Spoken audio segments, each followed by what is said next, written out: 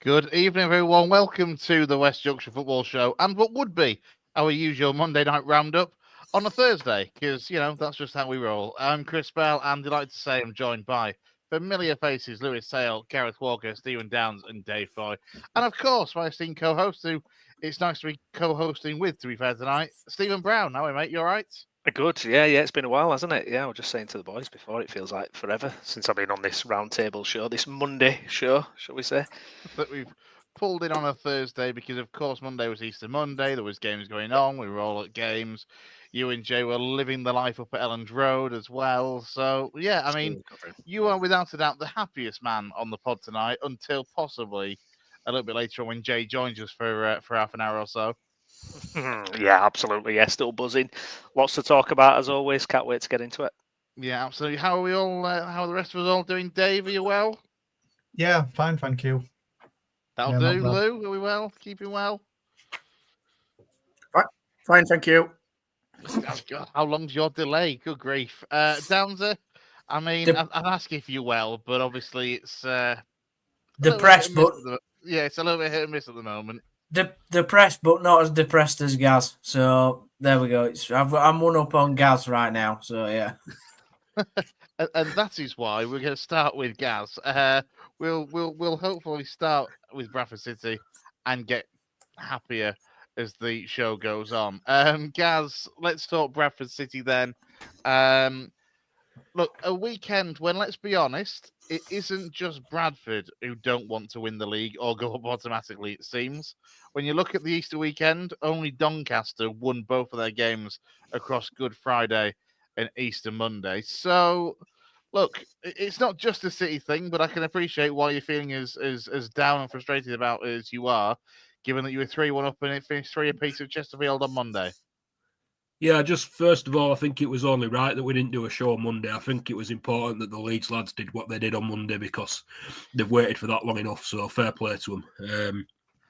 Yeah, but I am a bit down. You were all commenting before about on our thumbnail about Alexander looking sad, and he's probably not as sad as the supporters, to be honest, because although I suppose we can say that we've had it in our hands and thrown it away, Walsall will be saying the same thing, maybe even to a greater extent than us, but for different reasons, because Walsall have given us an opportunity throughout the last couple of months, and we looked like we were going to take it, and we've made the same mistake in the last 2 away games. We've just repeated the same issues that we did at Swindon. We did apart from obviously Smallwood getting sent off, that didn't happen again, but Graham Alexander made exactly the same mistakes that he made at Swindon, and it cost us again, and we've chucked 5 points away in stoppage time of the last 2 away games, and look where we'd be if we had those 5 points on the table. We'd already be promoted. So, yeah, it's deeply, deeply frustrating, and the fans have got very little faith going into the weekend that we're going to get over the line. I've been resigned to the playoffs pretty much since the Swindon debacle, and even more so, obviously, since Chesterfield on Monday, because to do it get 2 away games on the trot is pretty unforgivable, to be honest. Let's be honest though. Like, surely there is a certain amount of solace to take from this in the fact that as I bring the league table up for you now, and we remove the banners that are blocking everything, that it's not. As I say, look at you've got the key thing to look at here is the 2 squares on the right hand side. The fact that Doncaster Rovers are the only side that had the perfect Easter weekend. It's not just City. Everyone's tripping up over them, tripping themselves up anyway. Yeah, they are, but I think it's the manner in which we've done it, Chris, to be honest. Like I said, stoppage time in the last 2 away games, we've had those points in the bag at Swindon. We had the game won twice. We had the game won at 2-0, and then Smallwood got sent off. And then we had the game won at 4-3 and somehow managed to concede 2 goals in stoppage time and lose 5-4. Well, I say somehow we did it because of what Graham Alexander did with the substitutions, but... and then at Chesterfield, we've done it again. We're 2-0 up, and then we're 3-1 up. And Graham Alexander throws all the defenders on, and we draw 3-3 again in stoppage time. So those 5 points, like I say, if we were on 80 points now, we'd need 1 point for the last 2 games, and we'd be up. And it just feels like, because we obviously, you say Donny are the only ones that have been winning. Yeah, they won both their Easter games. They were actually behind us before Easter. But we go to Donny on Saturday, and they're going to be obviously... They'll know that if they win, they're pretty much, they're up. If they win, they're up. So it's going to be absolute party atmosphere for them at Doncaster. And given what we've done in our last 2 away games, I have absolutely zero faith that we'll be able to stop it, to be honest. You say that. I mean, I was looking at some Doncaster Rovers content earlier on, and they're equally not that optimistic about it. They're like, we've had such a good Easter weekend. It'll be typically Donny for Bradford to turn up to the keep mount at the weekend and go away with 3 points. So, whilst you mentioned party atmosphere, I don't think anybody at the top end of League Two is in party atmosphere yet. It's far too tight. It's all too much on knife edge. And let's be honest, nobody wants to trust their own teams at the moment. No.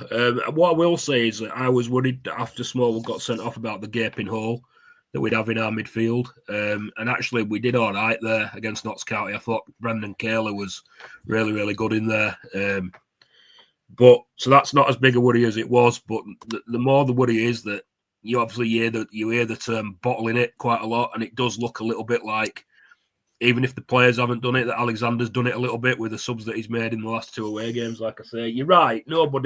Everybody's saying the same, but I do believe that Donny won 3. They win 3-0 at Tranmere on Good Friday, and I believe that was very, very flattering to Donny from what I understand. Tranmere had a lot of chances, and I think one of the goals was a pen, one of them was a breakaway, one of them was a shot that was a cross that ended up dropping into the goal, and maybe they deserved to win, but they didn't deserve to win 3-0. But I just feel that they're flying at the moment, and where I don't know how I was worried that how we'd psychologically overcome what happened at Swindon. So to go and do the bloody same thing again against Chesterfield, I really don't know how the players overcome it, to be honest. Obviously, you've got the scenario that we've talked about before with them only giving us 1,500 tickets. That's obviously maybe something that Graham Alexander can tap into and say that, that they're worried about us. But I think there'll be no one worried as the City fans on Saturday just because of what's happened. I could see us getting absolutely turned over on Saturday.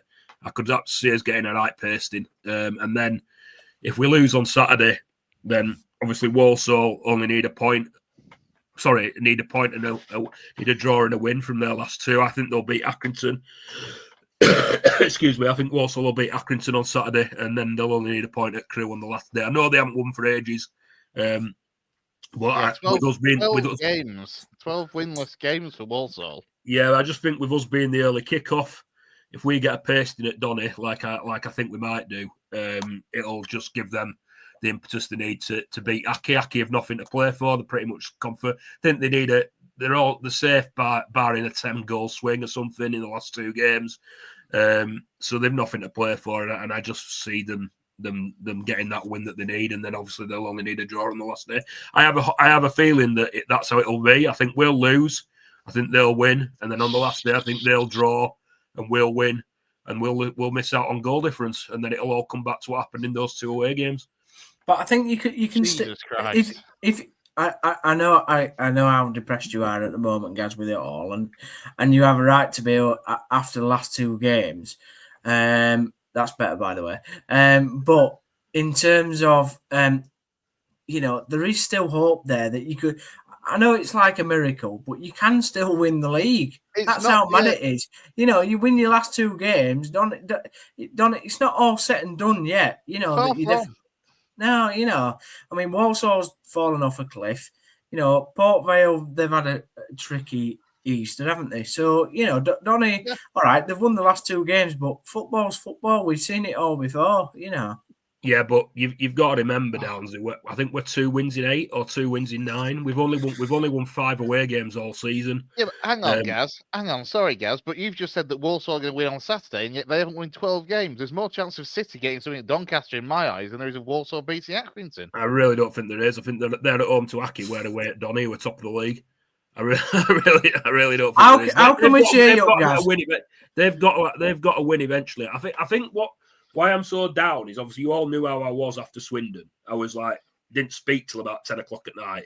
And apparently I was the same after Chesterfield. Susan says the only thing I kind of swear, because apparently the only thing I said when that goal went in was I hate this effing club. And I didn't speak till about 10 o'clock at night. And so it was like the same as Swindon. And it just feels like it's happened in the cruelest way possible. It just feels like we've done it. Like our captain's got himself sent off.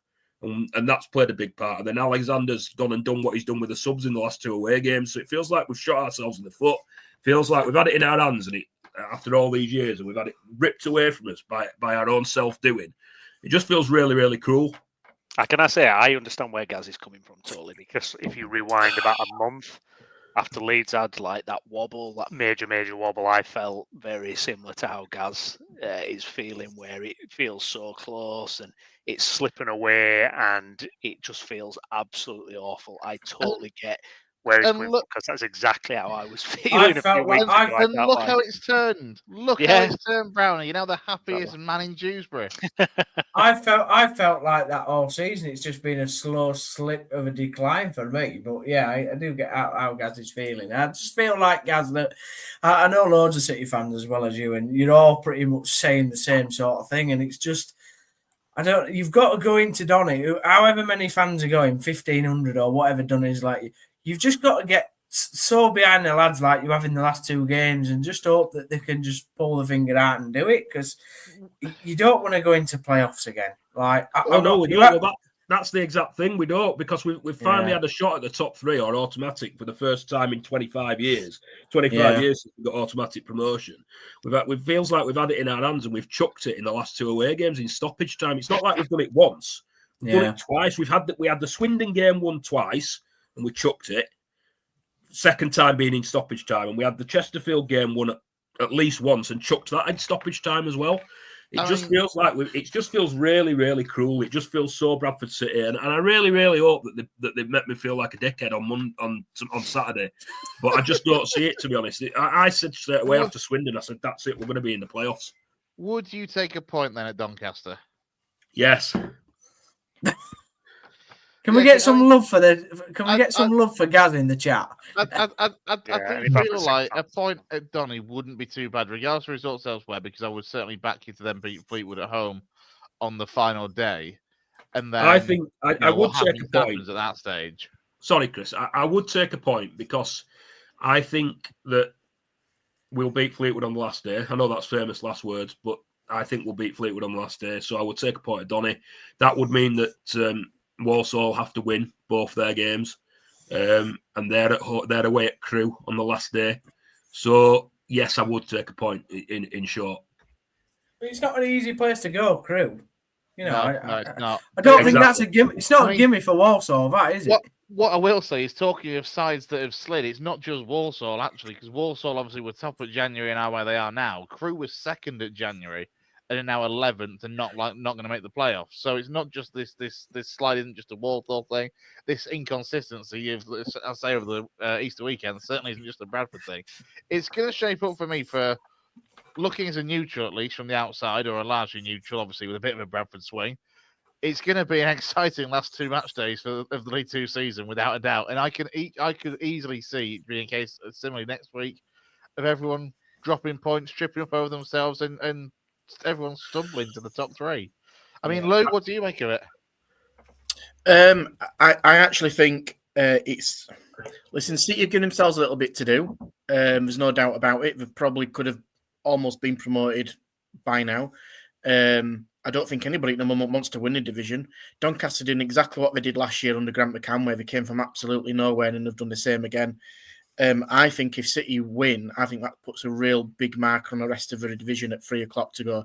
Now you've got to go and win. I think obviously, I mean, it goes without saying, top of the table, they're the toughest team to play against. But I think this team have got something about them. I think they've got a real good spirit about themselves. We know that obviously the away allocation isn't as great as what other teams might have had in the past. Doncaster will be fired up for it. I think City will spoil the party, and I think City will get it done, and they'll take it to that final game against Fleetwood. But I think I'd love to take it to the final day, because I do think that Rally Parade will be absolutely rocking if we take it to the final day, and I think we'll be hard to stop. Like I say, I'm worried we'll get steamrolled on Saturday. I just worry about that. I think the problem has been, sorry, Chris, I think the problem being in recent weeks, and obviously he's come out of it talking about the illness and everything like that.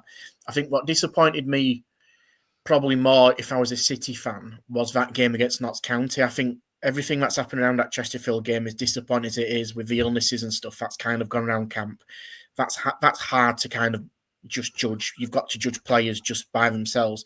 But that's kind of game for me was kind of effort attacking. And I think if you are going to get the top 3, those are the games that you really need to be winning and getting over the line and just scrapping through it. Don't get me wrong, McGoldrick scored an absolute stunner. But somewhere along the line, I just wanted a little bit more from City in that second half to really just push on and show exactly what they should be made of.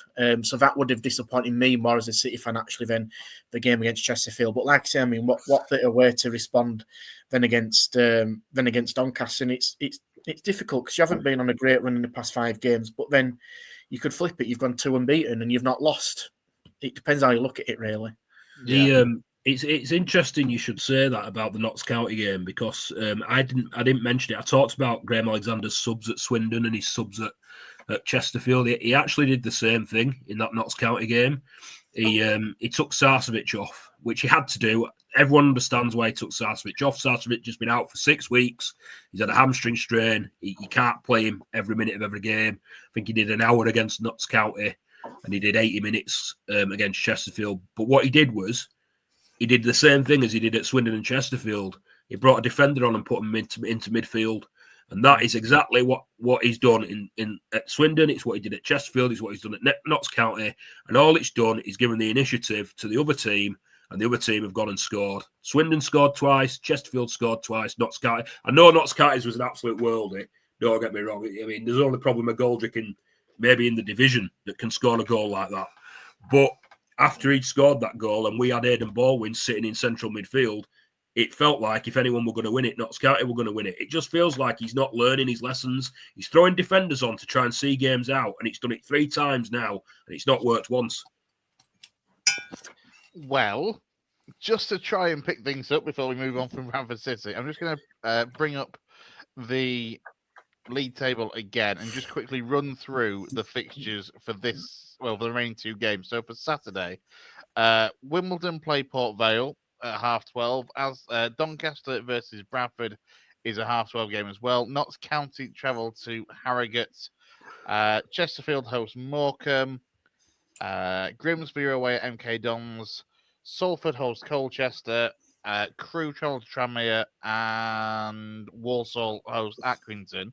And then on the final day, Chesterfield travel to Accrington. Bradford hosts Fleetwood.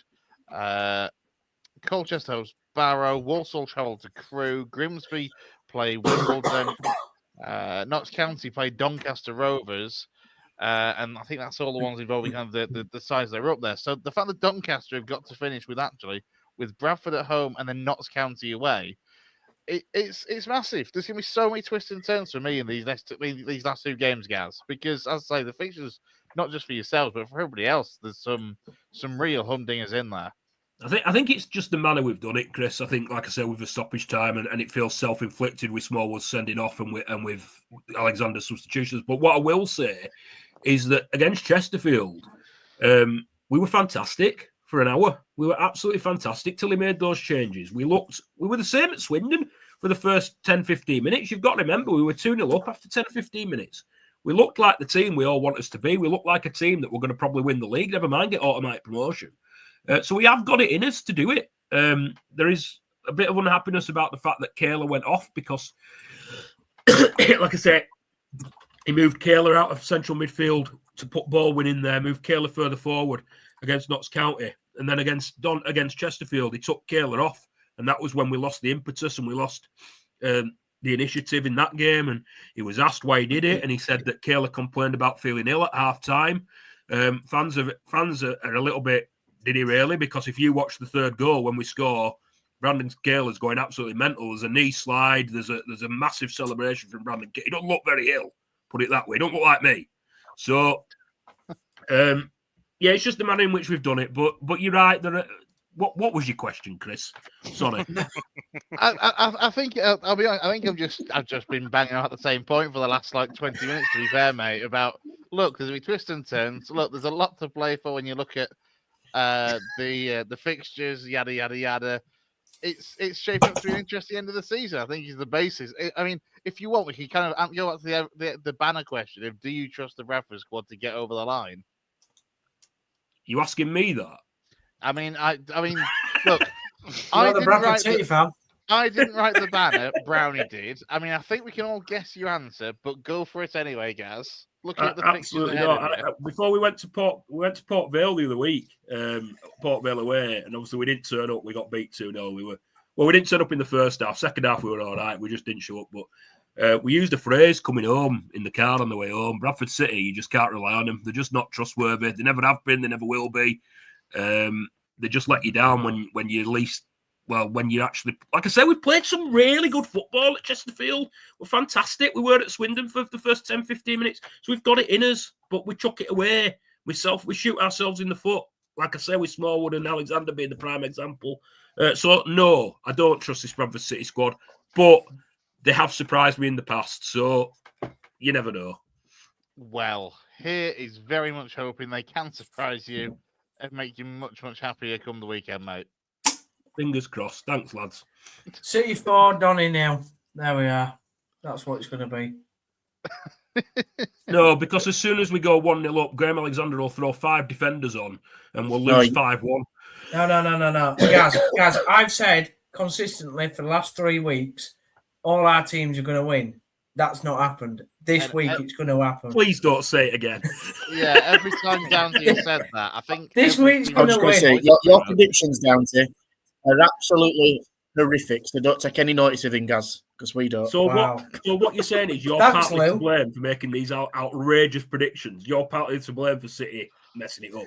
Don't get City fans on my back, Gaz. I feel like for I've next got season, with Town Plonkers being on my back.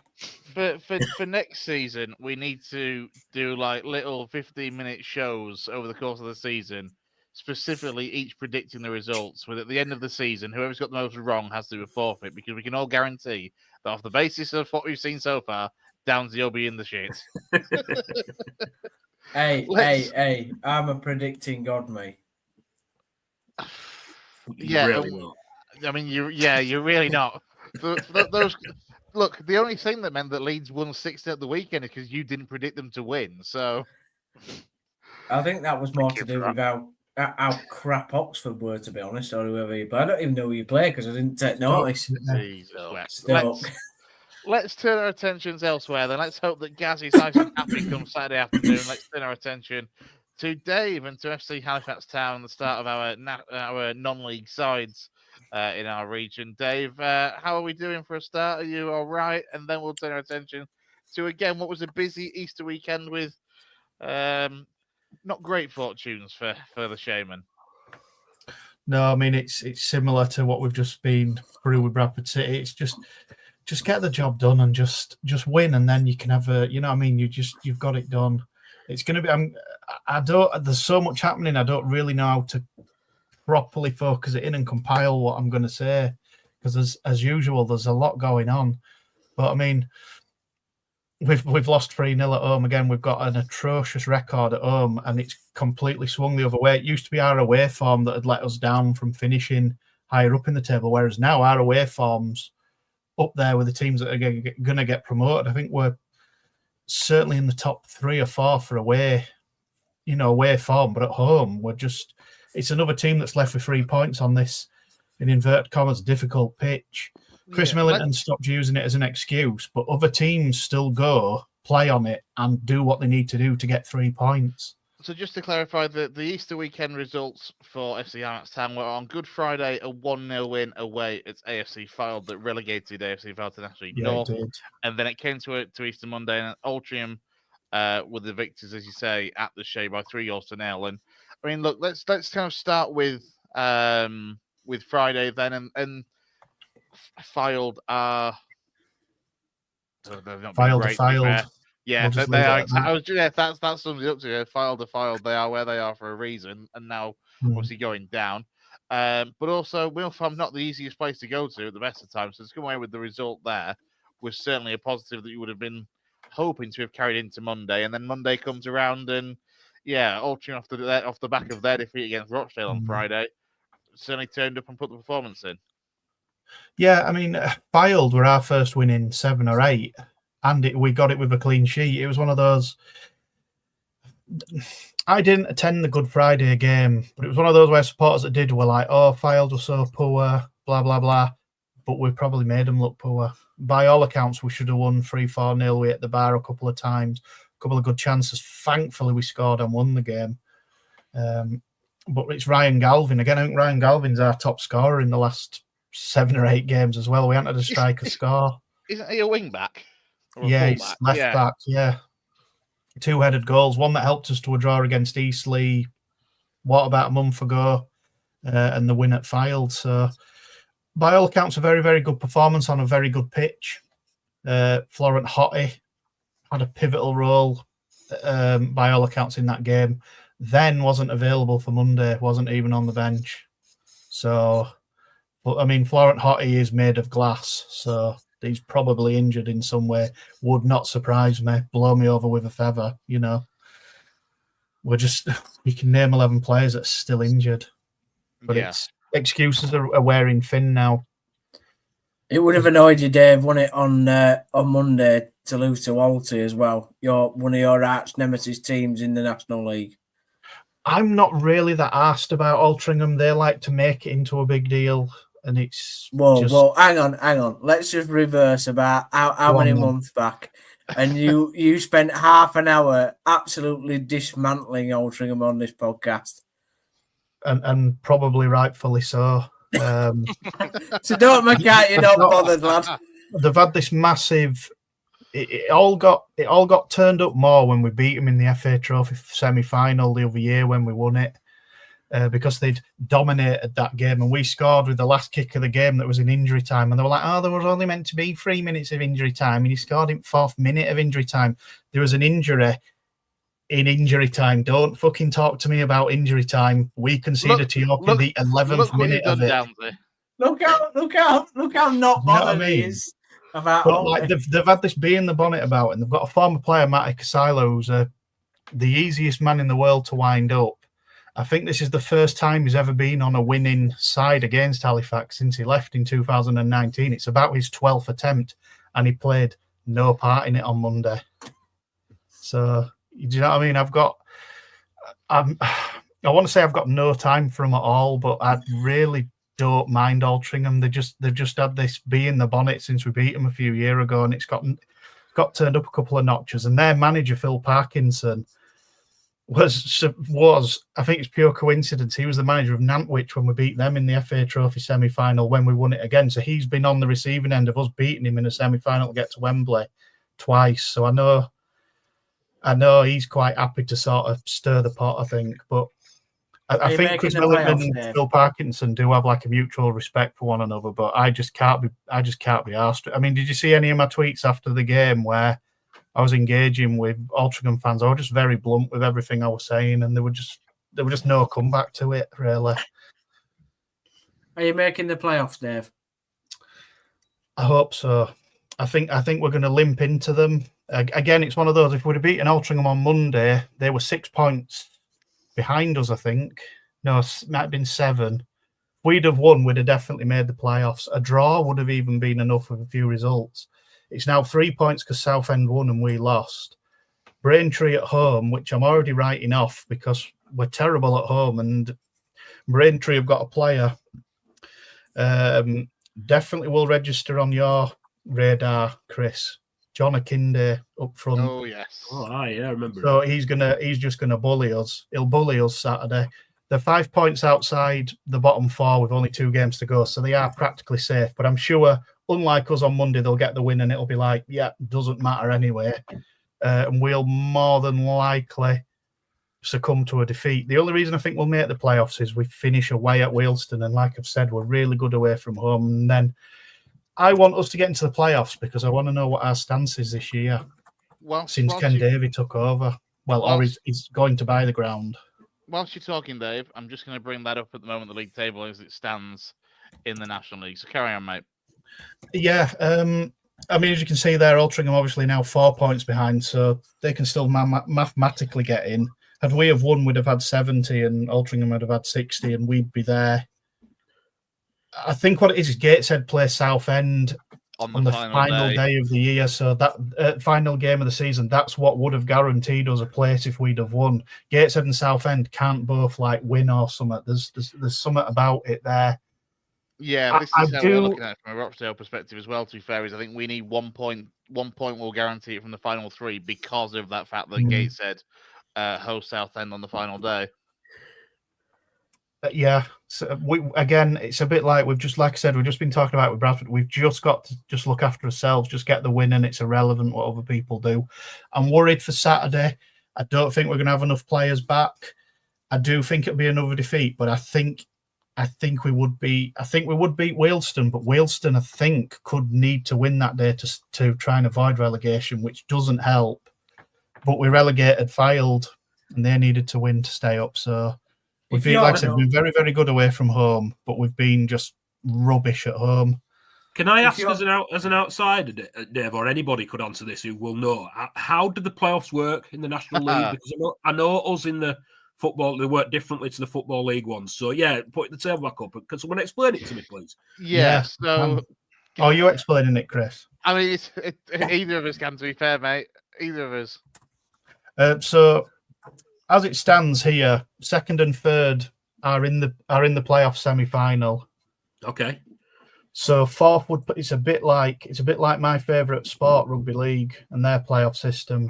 4th would play 7th in like a quarter final, essentially. Whoever wins out of 4th and 7th, or an excitingly called eliminator, as the playoff eliminator. Yeah. Yes. 4th versus 7th would then play York City. They're all one leg as well. Yeah. So essentially here, Oldham would be at home to Gateshead for the right to play York, and Rochdale would be at home to Halifax for the right to play Forest Green. Okay. And then it's a one-legged semi-final. York and Forest Green, by right of finishing higher, obviously get home advantage, and then whoever wins the semi-finals is the final, and that's how it goes. So the eliminator and the semis, are they all just one leg? They're all just one leg, yeah. Yeah. I'm going to be honest. Last year, Dave, though, that there's like no chance for like the like 6th and 7th. You were saying like, oh, it's just pointless. They never ever. Hartlepool have been promoted from 6th before that. Was that the season that they had Torquay in the final at Bristol City? Yeah, and it was at Bristol City. It was the COVID. Were it the end of the COVID year or the year after that? But it tends to be 1st and 2nd go up, or 1st and 3rd go up.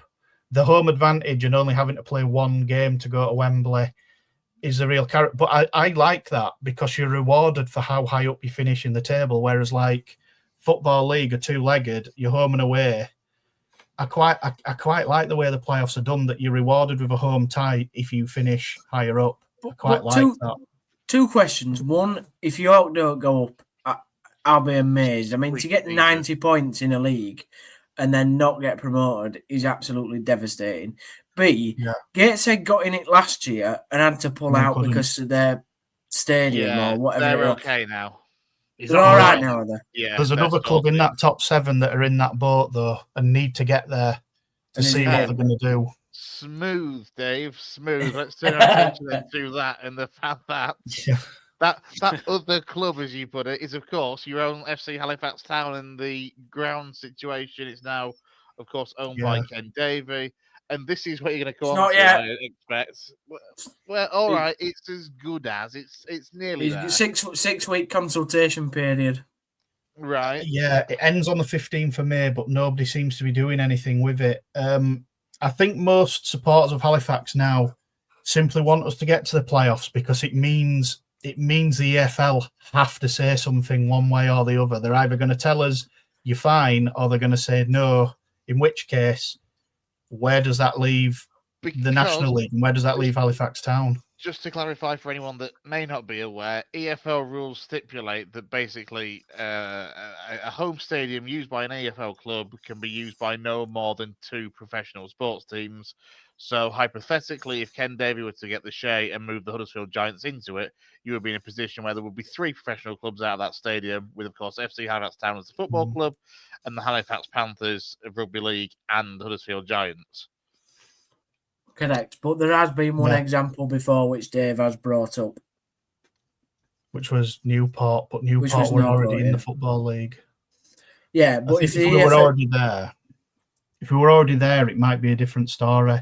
It's like splitting hairs, though, that, Dave. Come on. Yeah, I think it's a classic case of if we were there, we'd be not necessarily okay, but us finishing in the playoffs means somebody has to play the hand. Like, I don't know, from both sides, I kind of understand it. The AFL can't give a decision on a hypothetical situation because Ken Davey doesn't 100% officially own the ground and the Giants aren't officially there yet. So the AFL don't have anything to say, but at the same time, it's going to happen. Some supporters are saying because the takeover happened on the 18th of March, and I believe the deadline's the 1st of March, up to that point, there was only 2 sitting clubs at the Shea. So for this season, it shouldn't affect it. But in now extremely unlikely event we go up, we would then be an AFL member 25-26.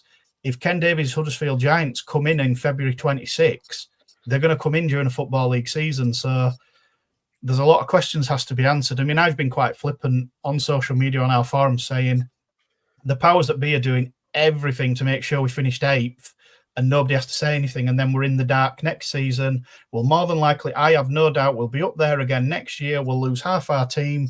We'll do it all again. We'll have loads of injuries and we'll be in this boat again in a year's time. If we get into 7th this year, somebody has to say something.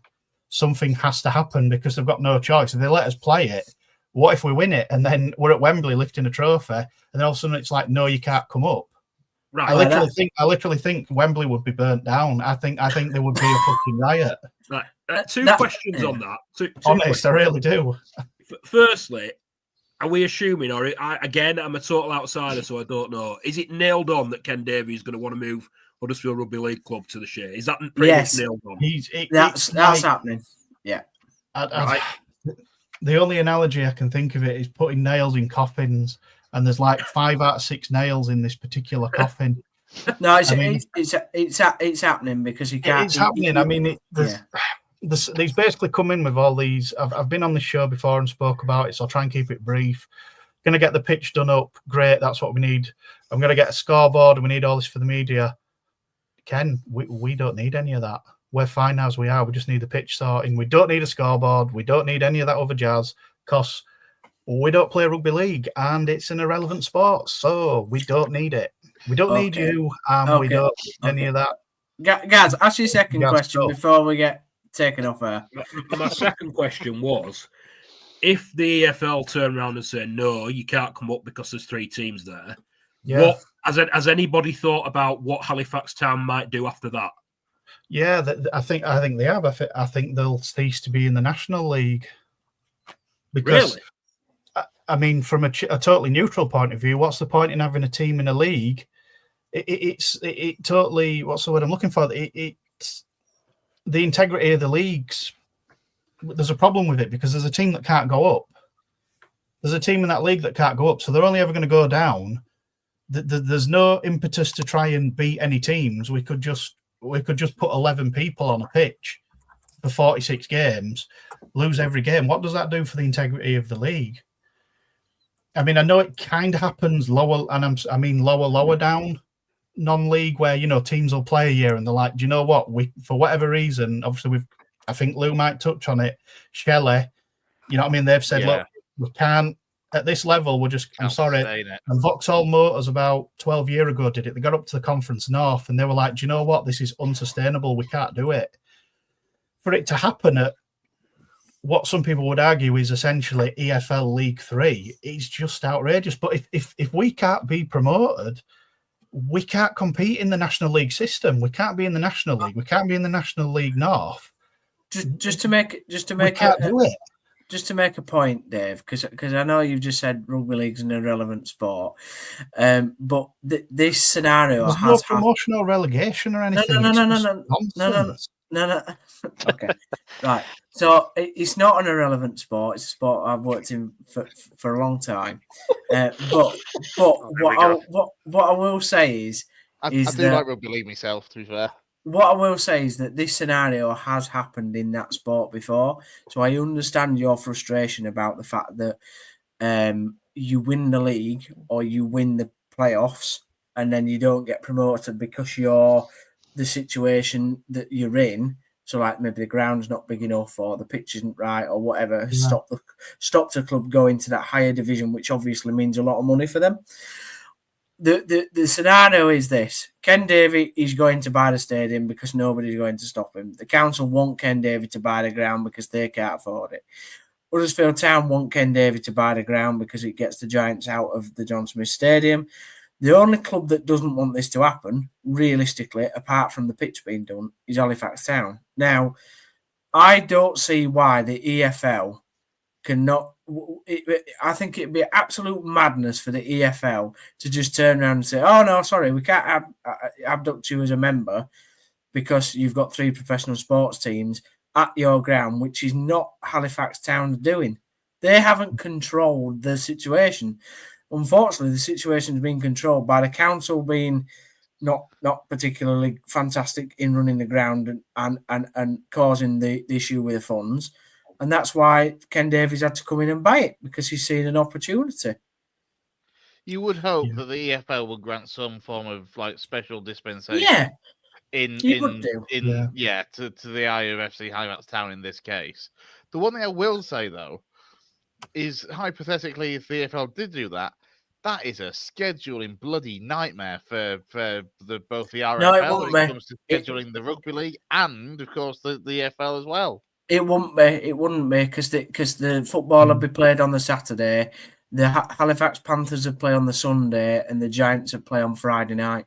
Sweet Jesus, the groundsman need a pay rise in that case. I think if you get into the EFL, you're not allowed to have any sport apart from football played on the pitch 48 hours prior to a football match. Correct. That's why the Giants play on a Thursday. Giants play on a Thursday night. So Giants will play Halifax on a Thursday night like they do normally. Then you'd have the football on the Saturday and Halifax Panthers would still play on the Sunday. I mean, look at that table. Panthers are top of the Championship and Giants are bottom of the Super League. But Giants will be a Super League team next year and Panthers won't. They'll still just be in the Championship for however long they've been out. Let's be honest. Ken Davies' ultimate goal here is to create one rugby league team called Kirklees RLFC. That's what he wants. It's not. There will be in 5 years' time. There will be no more Huddersfield Giants, and there won't be a Halifax RLFC. Well, I just want to say this. Hang on. That'd be all right if Halifax was in Kirklees, but it isn't. It's Calderdale. So it'll be Kirklees and Calderdale RLFC. That's what he wants to happen. I didn't want to mention the M word. I didn't want to mention mergers because you never know. That might be what's lurking in the background. Well, that's what'll happen. And that'd solve all the problems. There'd be just 2 teams there. There'd be Halifax and whatever Ken Davey Rugby League club is. I mean, Ken Davies a very smart man, though. Let's get this right. Ken Davies a very smart man. To buy the Shea Stadium for less than £500,000, he probably has paid. Well, he pays. I don't think he's paid a penny for it, Downs. I think he's bought it for £1. No, Davey. He's paid $500,000. He's paid under $500,000 for it, but he does pay a lot of rent at the John Smith Stadium for the Giants. So for him, it makes total and utter business sense to buy the share. Well, if you've enjoyed the discussion so far and you like what you've seen, do like and subscribe to the what now feels like the West Yorkshire Rugby League channel, as well as the West Yorkshire Football Show. Do give us a like and subscribe. And up the Rhinos on all the social media platforms. Dave, then just looking ahead to these final 2 games, and obviously let's not look beyond that if we can. Where do you see these kind of final 2 games going? Obviously, you mentioned it's Braintree at home and you're less confident, and then away at Wealdstone, which, depending on what Wealdstone need come the final day, isn't necessarily a given either. Depends if that weapon's in the crowd from Wealdstone as well, that little ginger-haired bloke that got famous that time. I haven't seen him for a long, long time. I'm not sure if Gordon's still with us or not, to be honest. But you want some? Yeah, him. Yeah. Gaz came back just for that. I know. Yeah, Gaz just popped on, said it, and then just disappeared again, didn't they? I'm more confident of us winning at Wealdstone than at Braintree. If we get in the playoffs and everything's hunky dory, there's another 2 weeks until they start as well, which means we might be able to get a few of our injured players back. But we haven't actually missed Sam Johnson in goal as much as I thought we would. Tony Savin, or I want to say his name's Savin and he's a goalkeeper, it'd be great, but I bet it's Savin. I bet he's a right penny pincher, isn't he? Yeah. Ex-Accrington. Toby, yes. Yes, he exactly. is, yeah. Toby Savage. Yeah, we got him from Shrewsbury on loan. We haven't actually really missed Johnson as much, but we've missed Smith and we've lost the complete spine of the team, and we've missed them a lot. We've signed some players that I know, despite what I've said, I know the signings for next season. People like Eze and these players we've brought in since the injuries, they are for next year. And we've really missed that spine of the team. You know, we were hunting down third before all these injuries. And somebody said, if we could keep our strongest 11, let's say we didn't get anybody injured, where would we finish? And I've had a week of like, this club's going to fold if we can't get in the playoffs, to me saying we'd be third now. We would be third. We'd just be preparing for a home semi-final, and we'd have a fully fit team. We'd have one game to get to Wembley. I was that confident in our team. But after that York away result, we lost Ian Smith, and just from there, the whole team just got decimated, and we've just had to limp over the line. Sound bites out of the club have been like, we can't use the pitch, we can't use injuries as an excuse, yada, yada, yada. We need to do better. But then every team's leaving the share with 3 points. Hartlepool pumped it up to the big guy that used to be in the Championship, Gary Medine. They just played it long to Medine, and he did what he needed to do. Maidenhead were a huge side. Altrincham basically were just better than us. We conceded the first goal, were really poor to concede. The game were over as a contest once we went down to 10 men. It come in one of them periods in a game, you know, where teams, they put 3 or 4 challenges in, you know, where ref lets them go. And then one player just has to take it that extra bit too far, and the ref has to just stop it in its tracks. And it just had to be Lewis Lee. The Altrincham player had cleared the ball, and Lee arrived late, and it was like, he's going to go. And he did. So from that point, we're down to 10 men, and that were it. We just got outclassed. We never tested their back line, which was a shame because they were really bad at the back. If we'd just had a bit more up front, which we don't, we'd have been fine. We just didn't test them. The nearest we come was a free kick from about 40 yards with the last kick of the game, and the goalie just watched it go over. A yard lower, it had just gone in top corner. But that's just where we are. I think we'll get into the playoffs. It means a decision has to be made. I don't think we'll do anything in the playoffs. And then we shut down for 2 months, and then you hear nothing from me because I'll have nothing to report until we kick off in August. If we kick off in August, that's it. Well, there we go. Let's leave it at that. For Dave, Halifax Town. Don't even think about it, Downsy. Don't you dare. Unless I've got a question for Dave. I've got a question for him. Unless you're here till midnight. Get on with it, Chris. Oh, there we go. So you were reporting your question. Good. Let's turn our attention to Lou and the rest of the non-league scene. I mean, try and follow that, Lewis. I mean, I absolutely love Dave. What a guy. What an absolute guy. Where do I start, Chris? Where do I start? Come on, help me. Barnsley Celtic. That's the next one down from Halifax on our kind of non-stop tour across West We've Yorkshire. had a rise in views since Dave's rant, by the way. It's fantastic. And now he's gone. Now he's gone. Dave's done his bit. See you, Dave. Ta-da, Dave. Farsley Celtic. Right. Well, yeah, it's not great. But weekend 3-0 by Curzon. Yeah, not great at all. But they do potentially have a say in the promotion chase at the weekend.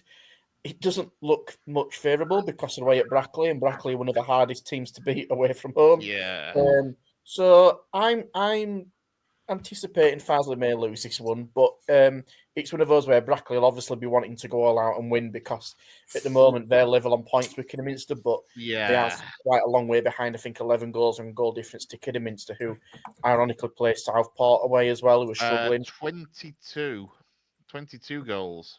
Oh yeah, 22 goals. Yeah, nice to see. I can do my maths. But look at this for a title race. Sorry, I'm going to digress, I know, but look at this for a title race. 1 game to go, 3 sides are in it, and that's nothing actually compared to the National League South, but irrelevant. Which sides are them? West Yorkshire, Chris? Just asking for a friend. Just none of them actually. But if you were listening there, Downsy, Farsley are away at Brackley at the weekend. Oh, great! You've saved it. Yeah, it'd be tough. It's going to be real tough for Farsley. Obviously, we've seen a situation which has happened off the pitch and on the pitch throughout the season. And obviously, there's probably going to be a lot more questions thrown around Farsley during the off-season as well of what does that look like in terms of a squad, where do they play, and everything like that. What is Dave doing? Dave's just sorting out his living room. That blur background's not working, is it? Just saw Dave doing a moonwalk. But basically, yeah, Farsley. I know. So you spit his drink out. Did you forget you had the camera on then, Dave? No, I knew it were on. I'm quite happy just closing my curtains and stuff. Do you know what I mean? I live in an house. You know what I mean? It's dark. Dave's just cracking on with life. Oh, I love Dave. I love him. So yeah, listen, with Farsley, there's going to be, like I said earlier, there's going to be a lot of stuff that's going to be thrown around it their way. There's going to be a lot of questions thrown away. There needs to be a lot of answers as well because we don't know going into next season what that squad looks like, what budget we're going to have, who the manager's potentially going to be, where they're going to play, will the ground be sorted, it's everything like that. So like we said with Farsley throughout this season, it won't be the last time we hear about it. In terms of a ground and where they stand, I mean, we yet to probably hear a concrete answer. I know that obviously been trying to raise money to help improve the facilities and get the grass pitch on there. Yeah. Whether that gets done before the beginning of next season, I don't know. I would be surprised if we're playing at the Citadel at the beginning of next season, if I'm being honest. It would have to take some rapid work, wouldn't it? Yeah, and I think what obviously is a situation is that depending on where they want to go, obviously they tried to ground share at Bradford Park Avenue early in the season, but that was denied because they would have had priority based on a league pyramid, and obviously Avenue didn't want to give that up. But obviously being in the NPL, that could possibly change depending if they want to go a bit more locally. But yeah, I think they've got to try and move probably a little bit closer to home if they possibly can away from Buxton. They just need to get home as soon as possible. But it's going to be, listen, the relegation is probably the least of the worries that they've probably had for this season. It's what does the next few months look like going into August for next season. Absolutely. I'm going to do something now just to deliberately irritate Downsy, to be honest, because we are all football fans, so we can all appreciate a damn good title race. So I'm going to turn your attention to the National League South. Look at that, going into the final day of the season. 3 points of West Yorkshire clubs separates the top 6 by 3 points, and none of them play each other as well, which is even more remarkable, I think, for the season. So yeah, if you've got nothing else to do at 3 o'clock, keep an eye on that National League South table because that is going to be a hell of a title race. There we go. You brought that on yourself, Downsy. Love how this graphic blocks out all our beautiful faces, by the way. Don't know if you've done that on purpose. Like I've done that on purpose. Bit harsh on Brownie. Into the NPL then, Lou. And obviously for Guiseley, look, let's be honest, a disappointing result for them. Defeat at home to Gainsborough on the weekend by 2-0. Again, surprised by that. I was surprised with the drop points against Gainsborough. Obviously, that means that they can't get second. Worksop have sewn that one up 7 points above them now. Guiseley have just got to win away at FC United, as simple as that, and better Stockton Town result, who I think are at home to Hyde. That won't be an easy game either. And then Guiseley would get home advantage over Stockton, which is massive. I think that could potentially be the definitive game. And I mentioned that a month ago on this podcast that if Guiseley are at home in a playoffs, I'd fancy him to do the job. If they are away from home at Stockton in his semi-final, I think that's a real uphill battle for him. Obviously, the last place, it will go to Ashton as well, so that playoff place is sewn up. It just depends whether they go home or away. But I think FC United is a fairly favourable tie for Guiseley to go and do the job. Yeah, I mean, look, the form going into this situation for Guiseley hasn't been great over the last 4, 5, 6 weeks. Yeah, I mean, I'm just looking at the run that we've had recently. So In April, they've won 1 out of 4, drawn against Warrington Rylands, lost against Macclesfield, which, to be fair, is no disgrace considering how well they've done with Robbie Savage at 106 points, the best team ever in that division.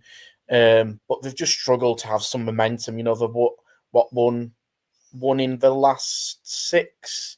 Prior to that, they were unbeaten in about 7. So they're quite consistent, but in blocks. And they just need to somehow get a victory at the weekend at FC United, give themselves something to hang on to into the playoffs and go with some momentum. But unfortunately, it's not just gone their way in recent weeks. And I know that knowing Mark and Danny as they are, they'll definitely want to give themselves something to go into that game at FC United and then that playoff semi-final, because they've shown they can beat and Worksop away this season. So there's no disgrace in that. They absolutely battered Worksop early this season.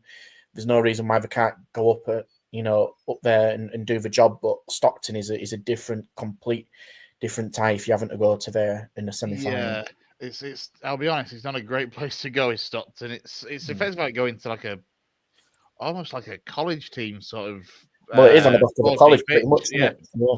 Sorry to the people of Stockton, if anybody's watching. As grounds go, it's not one of the best to go to. Let's be honest. And they've only lost 1 in the last 10, so that shows the difference in form. Yeah, absolutely. Just before we carry on with an actress the non-league, I'm going to bring in, because he's arrived, Jason Booker to join us. He'll talk all things Leeds United with Brownie a little bit later. Hope you're well, mate. Champions again, ole ole. The happy child's here. Enough of that. Let's get back to the non-league scene then, Lou. Let's get back to the depression first before we have you on. Into the NPL East, Lewis, and obviously a number of our sides in the division. Yeah, obviously there's 2 games like we were in the EFL over the Easter weekend. Some quite sizable things have happened, which I did mention last week, and I'm glad that was confirmed. Obviously, Brighouse did suffer that 3-point deduction for that administrative error, and that's obviously what's happened now is the results at the weekend have confirmed they're down. So we've seen, unfortunately, 2 West Yorkshire teams drop out of the division for next season with Brighouse Town and Liversidge. So the actual relegation battle is being done and dusted, and joining them will be Sherwood, Coleraine, Sheffield. Up the other end of the table, it's a real battle between 3rd and to 6th. So Dunstan at home to Stockbridge, which is going to be massive because Stockbridge actually beat Emily to jump into the playoffs and knock Emily out the playoff race. Emily have got to do the job at the weekend and somehow hope that's one of the teams above them, whether it's Newton Aycliffe, Stockbridge or Belper, drop points. And unfortunately, they've been there all the way through the season, and they might just potentially miss out on the last day. But I think Stockbridge away at Dunstan is kind of a tie Emily might want to see happen, and then hopefully Emily can get the job done at home to concert, which you'd expect Emily to do. Yeah, they're not confident, Lou. Having spoke to Richard Tracy this week, the whole team's a bit gutted really with how the recent form's gone. So I think they're just kind of hoping that Newton Aycliffe don't pick up the points that they need really, because I think they're less confident about the Stockbridge and the Belper fixtures. Yeah, well, I mean, Newton Aycliffe have got to go to Ossett. And I know, obviously, the guy we've interviewed on this channel before recently, James Walshaw, just announced his playing career. So he'll no doubt maybe play a few minutes just to say ta-ra to everyone. But Newton Aycliffe, for me, one of the best teams I've seen all season. Belper have been massively inconsistent. They got a Brillington who would have been fighting for their lives had Brighouse had not got that points deduction. So in fairness, for teams that Belper and Newton Aycliffe have got to play, have got nothing to play for. Dunstan and Stockbridge playing each other. So I actually think Emily will get the job done. It just depends the kind of team that Dunstan play against Stockbridge. If they play quite a weakened side to rest the players for that, that potential semi-final, that might hurt Emily. But end of the day, it's just that's what it is. That's playoffs. You've got to be in there to deserve it. And if Dunstan rest the team, so be it. Get on with it. That's just part of football, isn't it? You've got to accept it. I think Emily will do it. I think Emily will squeeze in. I can't see, even though the results are the fixtures are slightly favourable towards Belper, Newton Aycliffe, and Dunstan, etc., and Stockbridge. I can't see all of them. Obviously, somebody's going to slip up, aren't they? Yeah, that's what I mean. Yeah. Yeah, somebody's definitely going to slip up. The worst thing is if those teams slip up and Emily don't get the job done against Constant. That'll hurt. Yeah, it's just gutting for Emily because they've been there all season. I think that's what hurts, the fact that they've only themselves to blame, and to be fair to Richard Tracy, he's come out and said that. So yeah, agree. As for the other sides in the NPL East, then obviously with some sides that have kind of just had mid-table safety seasons, of course, the likes of Bradford Park Avenue, Low, and Garforth in particular. Of course, it was their first season at this level, Garforth, and they're looking on course for a top 10 finish, and then Pontefract Collieries as well. Yeah, obviously, Ponty played Avenue to secure survival in the division. Ponty, very solid, just big units, just made them eat and drink the same stuff. They all look the same. We're all about 6'4" and just absolute monsters on the pitch. And Avenue have been quite physically weak throughout the whole season, so that was potentially going to be one outcome on a really rubbish, horrible day on Monday on a pitch that's just doesn't work for conducive free-flowing football. But Ponty as well, by the way, will be having a new 4G pitch put down because we've got grants. So they're updating and revitalising their stadium. So depending on how that goes, I think they're expecting to play potentially a few games away from their home in the early few months, which again will be interesting to see how that one works out. Garforth for me have been exceptional considering the squad that went up. Paul Marshall's done an excellent job with basically keeping the same squad. Avenue have had just a season of transition and stopping the rot. It wasn't to be expected to finish 10th. There was higher expectations. Switching a manager around to get Craig Elliott in and then having basically 2 or 3 teams in the space of a season has a massive effect. And knowing kind of what's happening there, Craig is really going hard on potential recruitment over the next couple of months to try and get his squad ready for pre-season because he knows exactly what he wants. Very clear and adamant of the kind of quality and criteria of player that he wants. It won't be the same squad at all for next season. I can tell you that for sure. And I think there'll be a few changes at Avenue that people may be surprised about and looking at that squad on the first day, and that doesn't resemble what's finished this season. But at the end of the day, that's what you get when you've had very mediocre end to the season. It's petered away to pretty much nothing. But on the flip side, like I said, it stops the rot of having 2 successive relegations. So pros and cons either way. Gives him a chance to plan as well, doesn't it, for next season? The fact that he's not having to go to the last day battling another relegation or even going for promotion gives him a chance, doesn't it? That's the only silver lining out the end of the season, to be fair, Downsy, is that he's been able to try players in certain positions and certain situations and formations to figure out who we can trust, who we can count on. We know that there's a fair few players who have already signed contracts, likes of Cremas and Smith, Connor Shanks, Paddy Sykes, and crucially Mark Beavers, who is a Rolls-Royce of defender at this division. He won't get in the team of the year because he's not at a sexy-looking club and he'll finish mid-table, but honestly, Mark Beavers could do a job in the conference. He's unbelievable. He's just an absolute pro. You can tell he's a class above everybody else in that division. But I would say that Craig is definitely shuffled his cards a lot to see what he wants for next season. And I'm knowing and speaking to him, he knows exactly what he wants for next season. It just depends whether he can beat the others around him. Obviously, we don't know what's happening with Farsley. Geisley will be fishing in a similar pond. But probably just obviously a market level, market above. I mean, Avenue will find out with the rest of them. Depends what happens with Emily. They'll be fishing in the same pond as Emily. Garforth, Liversidge have dropped out. Obviously we've seen Brighouse dropped out and potentially Silsden, Hallam have coming up. North East clubs coming up, which makes the division even wider and longer, both geographically and travelling wise, going to hurt a few teams. With potential, Redcard have come up. Then you've got either Shildon, Borough Rangers, Newcastle Blue Star, coming up. So it's going to be a crazy long division. There's going to be a few people moving, probably potentially to the west in different areas.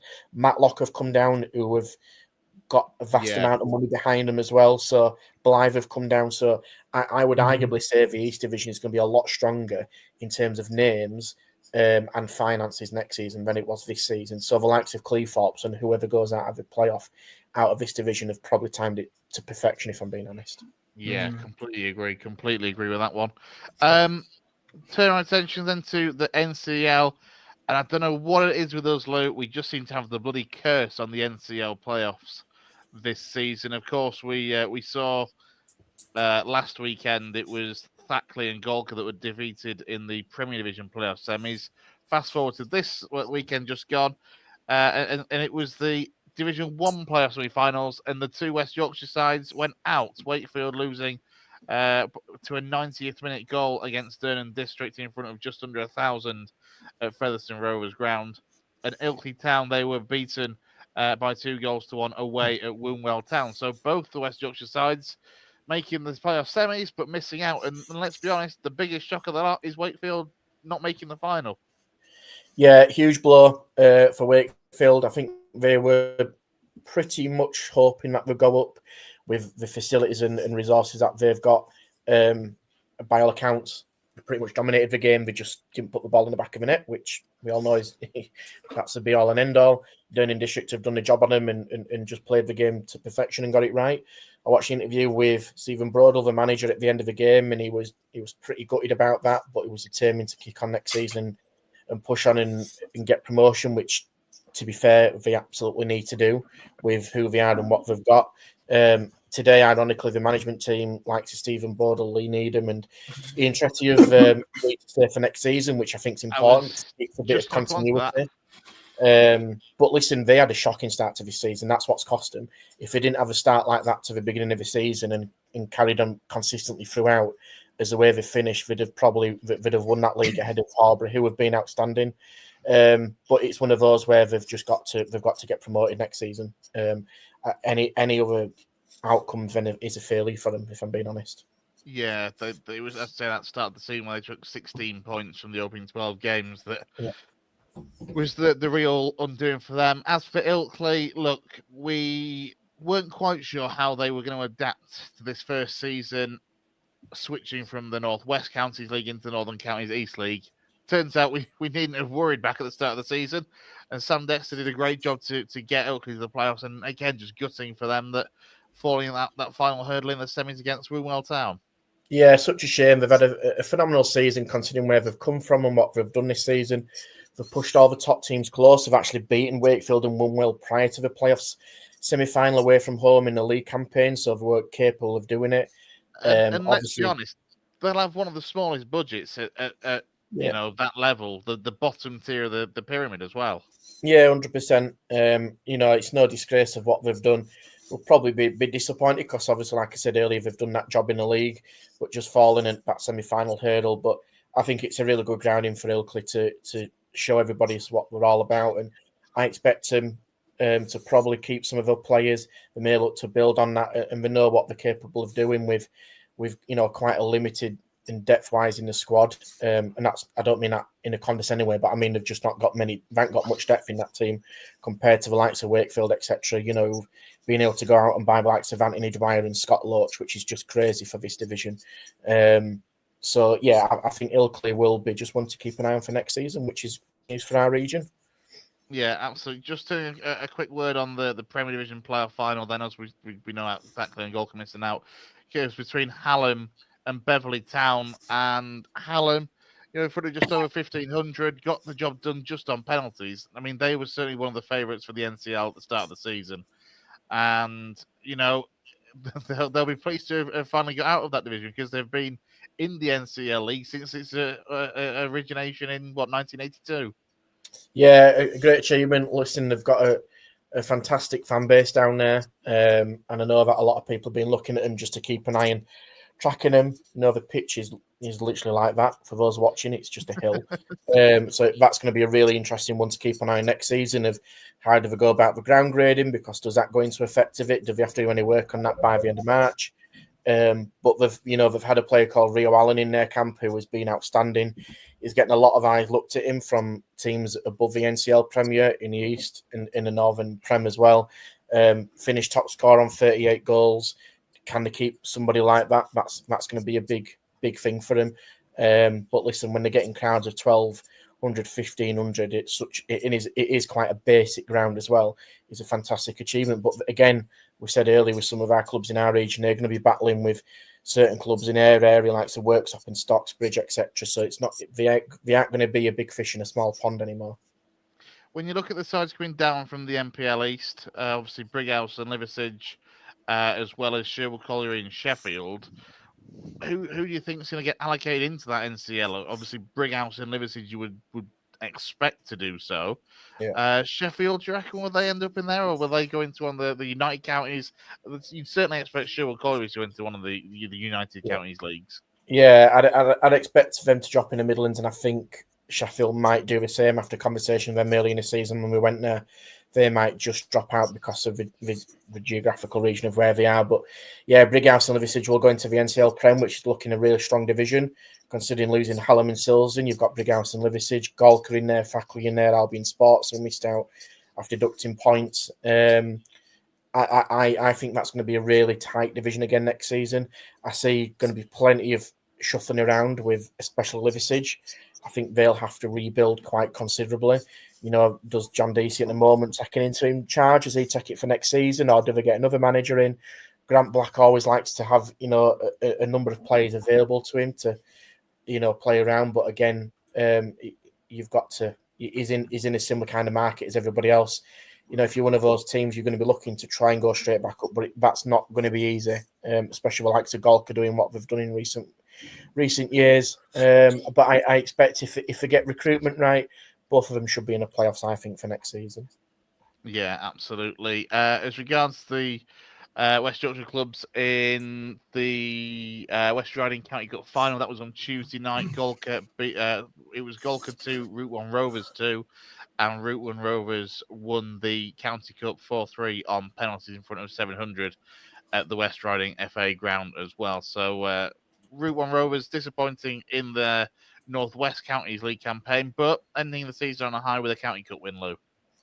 Listen, outstanding. I think that's one that they just needed to add to their, trophy cabinet from where they've come from basically Sunday League football to working up through the pyramid, and to go and beat somebody like Galker, who did put out a first team, is such a fantastic achievement. So, listen, I know they tagged us as an account when they were in the final, kind of hoping everybody can promote them. So, congratulations to the guys at Route 1. We've kept a track of them since we've come up through the divisions, and that's it's a phenomenal achievement considering the difference in levels of where they are from Galker. And just finally, before we move on to the guys in the FL as well, and I mentioned Wally's retired, Yes. James Warshaw, but also Nicky Cleese retired as well. He announced his retirement early this morning. We're trying to potentially get Nicky on the show, which would be amazing. But for those who may have seen Nicky Cleese, the likes of Dave's favourite Alty team, he's been at Guiseley, he's been at Avenue, he's played at Mossley, everywhere else. And I know some of you guys have seen him as well. I'd argue that he was an EFL player. He was absolutely more than capable of playing a League Two. It was just his job commitments that basically kept him out of it. One of the sweetest left foots you'll ever see in non-league. He's obviously just finished at Galker, who, obviously finished their campaign after the West Riding County Cup defeat. He's announced his retirement after playing an insane amount of games. I think it's about 800 games or something crazy that he's played across his career. One of the best in non-league, one of the greatest guys you can meet. So it'd be really good to get him on the show. But for those who've seen him, and you'll probably realise what a good player he was around this region. So if he's watching it by the off chance, all the best to Nicky and the guys. I call him the GOAT. He's the GOAT in my eyes. Messi and Ronaldo can have that title, but for me, Nicky's the proper GOAT. An unbelievable career. Who could have easily walked into an AFL team at the lower level. And as for a quick word as well on Wally, on James Walshaw, of course, we mentioned the fact that obviously he's been the Ossett manager now for a good few months. But as a player, just what a striker he's been. For let's be honest, for many a club actually across our region, of course, I've been playing for Halifax, for Guiseley, where he's a real icon at the club, and then a number of others down the leagues, including the likes, obviously, of Emily and Ossett. The best compliment I can pay to Wally is that you loved him if you had him in your team, but you absolutely hated him if you played against him. And that's the kind of player that he always was, and I think he thrived on that. We spoke to him, didn't we, when we interviewed him on a channel, of how great he was on the pitch, and what he's done off the pitch with Ossett has been also quite remarkable. He took over Ossett, who were basically bottom of the table, fighting for their lives, and really fortunate to even look of like they might stay up.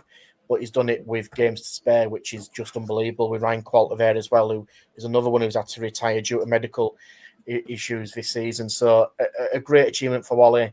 Like I said, a bit of an icon at Guiseley for what he's done. He's played at Ossett, he's played Halifax, he's played pretty much everywhere you can possibly think of in our region. And it's I've commented saying it's those kind of people you need to keep in the game, a proper character, who you'll never get tired of, whether you're playing or in the dugout against. So it'll be good to see him carry on in Ossett. And I actually do believe this, that it was one of the best appointments I've seen in non-league, especially this season, to get somebody like Wally in who knows that club inside out. He loves it. And it shows that sometimes experience might not always be needed to get you out of a tricky situation. So next season and beyond, I think he'll become a bit of a dark horse to possibly go up the pyramid with Wally. I think he's a very shrewd, intelligent guy. Yeah, it'll be interesting to see how he gets on over the course of recruitment in the summer, and obviously we wish him the best as well in his retirement from playing. Thank you, Lou, for kind of going through the non-league scene. I don't think there's anything that we've missed from across our region. In fact, we even managed to go a little bit further and beyond as well. So, Lou, thank you as always for going through that with us. Let's turn our attentions then to Huddersfield Town. I mean, Brownie, do you want to take a bit of a lead on this one, asking Downsy the questions? Because, I mean, we could just bring up the banner that you made earlier. I mean, that's a bit harsh, mate. It's a bit harsh. But... I've been set up here, Downsy. I promise that wasn't me. Yeah. I think it was Dave. That's why he's gone off. Yeah, do you want to have a look at the real banner? There you go. There we go. The failure of this season. Oh, failure. Down to the failure. Jay's gone. He didn't want to hear my section.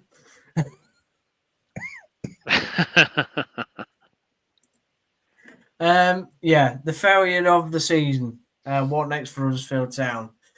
Well, there's lots of things, to be honest. You might finish behind Lincoln, yeah? That'd be great. Oh, what a season that'd be.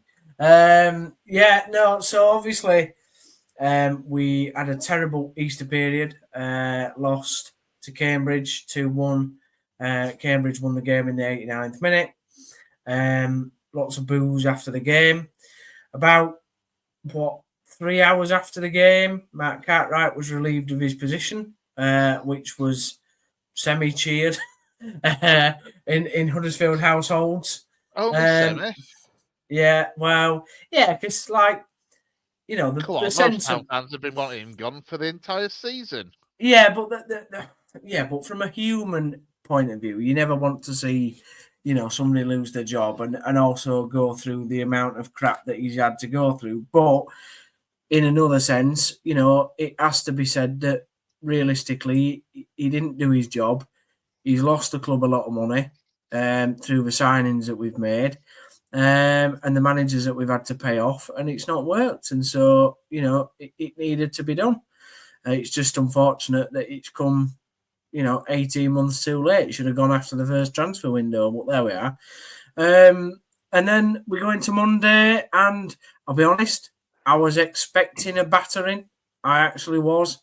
I think I said something like, well, I joked on the Town Talk show. I said we'd win 2-0, but I knew that wasn't going to be the case. I thought we'd get battered 4-0. And in the end, we lost 2-1. Oliver Norwood came back to haunt us and scored a late penalty. Justified as well. Matty Pearson, absolute plonker, pushed him in the box. And he's just come to this. No, it wasn't so. And it was a penalty. And I just think it's just a systematic example of how the players just don't care anymore. I think, we talked about City right at the start of the podcast about 9 hours ago, and how Gazzy's feeling about the City squad.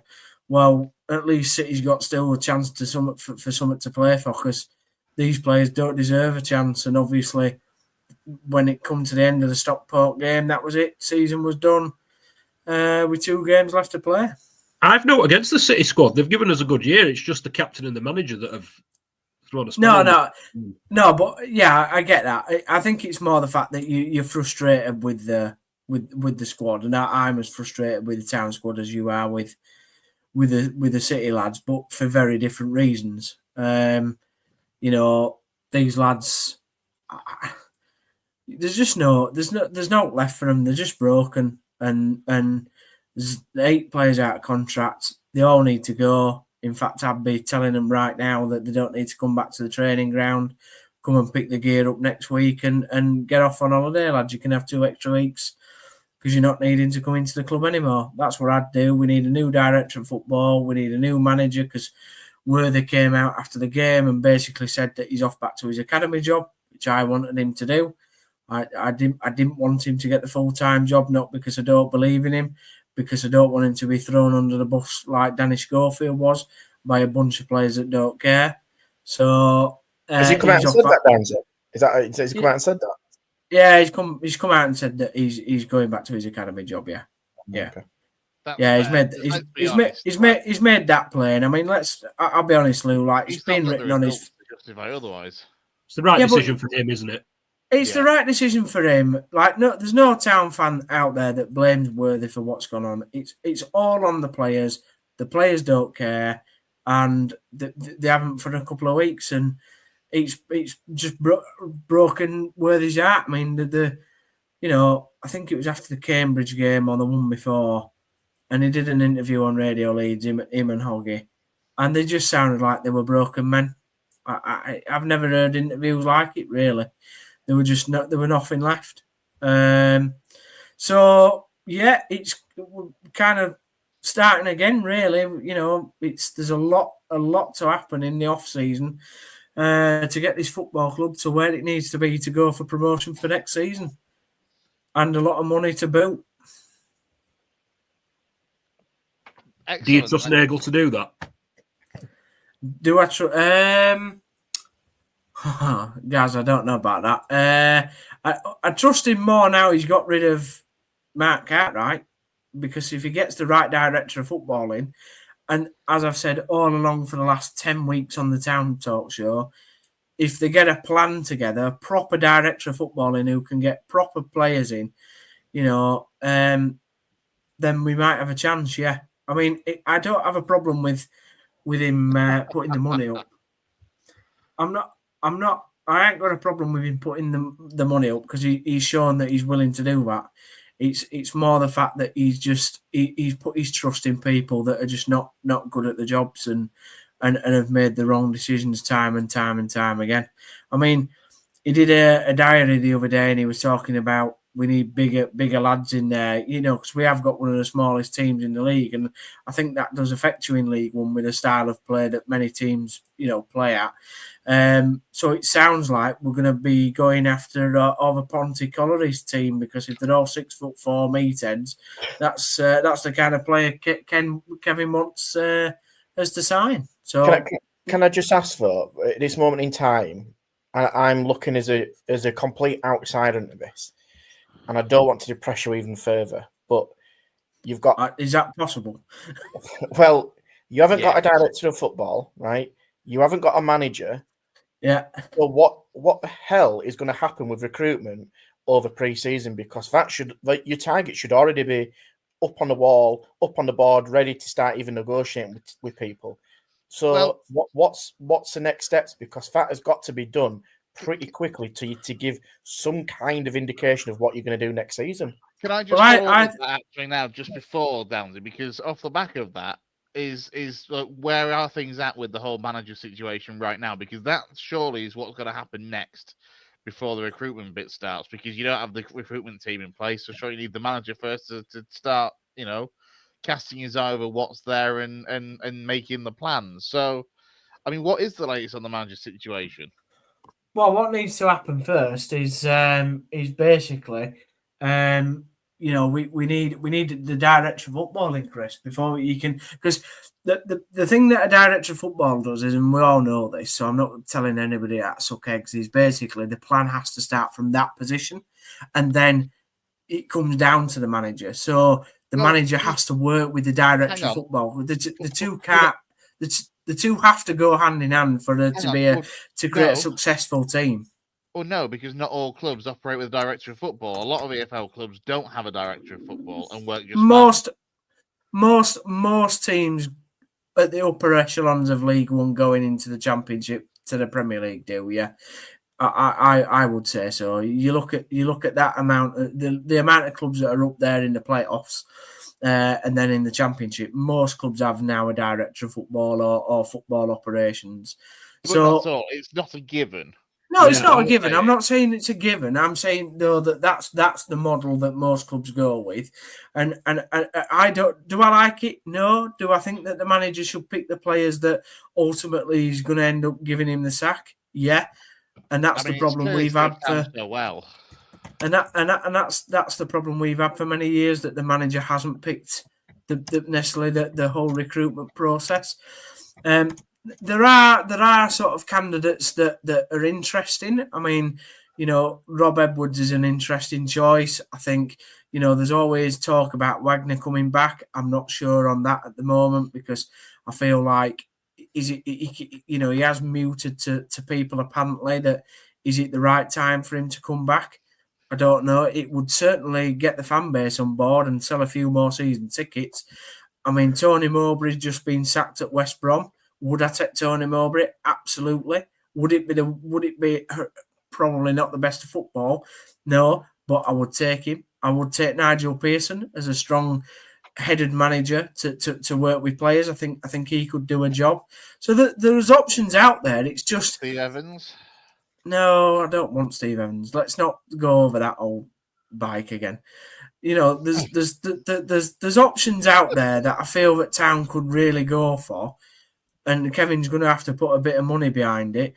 But there needs to be an overall plan. The director of football, whoever it's going to be. I mean, there was talk about Chris Markham, who was at Bolton. He left Bolton earlier in the season, and he is a Huddersfield Town fan. So that could be an interesting one if he wanted to take up the position. Obviously, Stuart Webber was very influential when Wagner was here. So that will be the dream team coming back, realistically. So it's all still up in the air, and there isn't many rumours.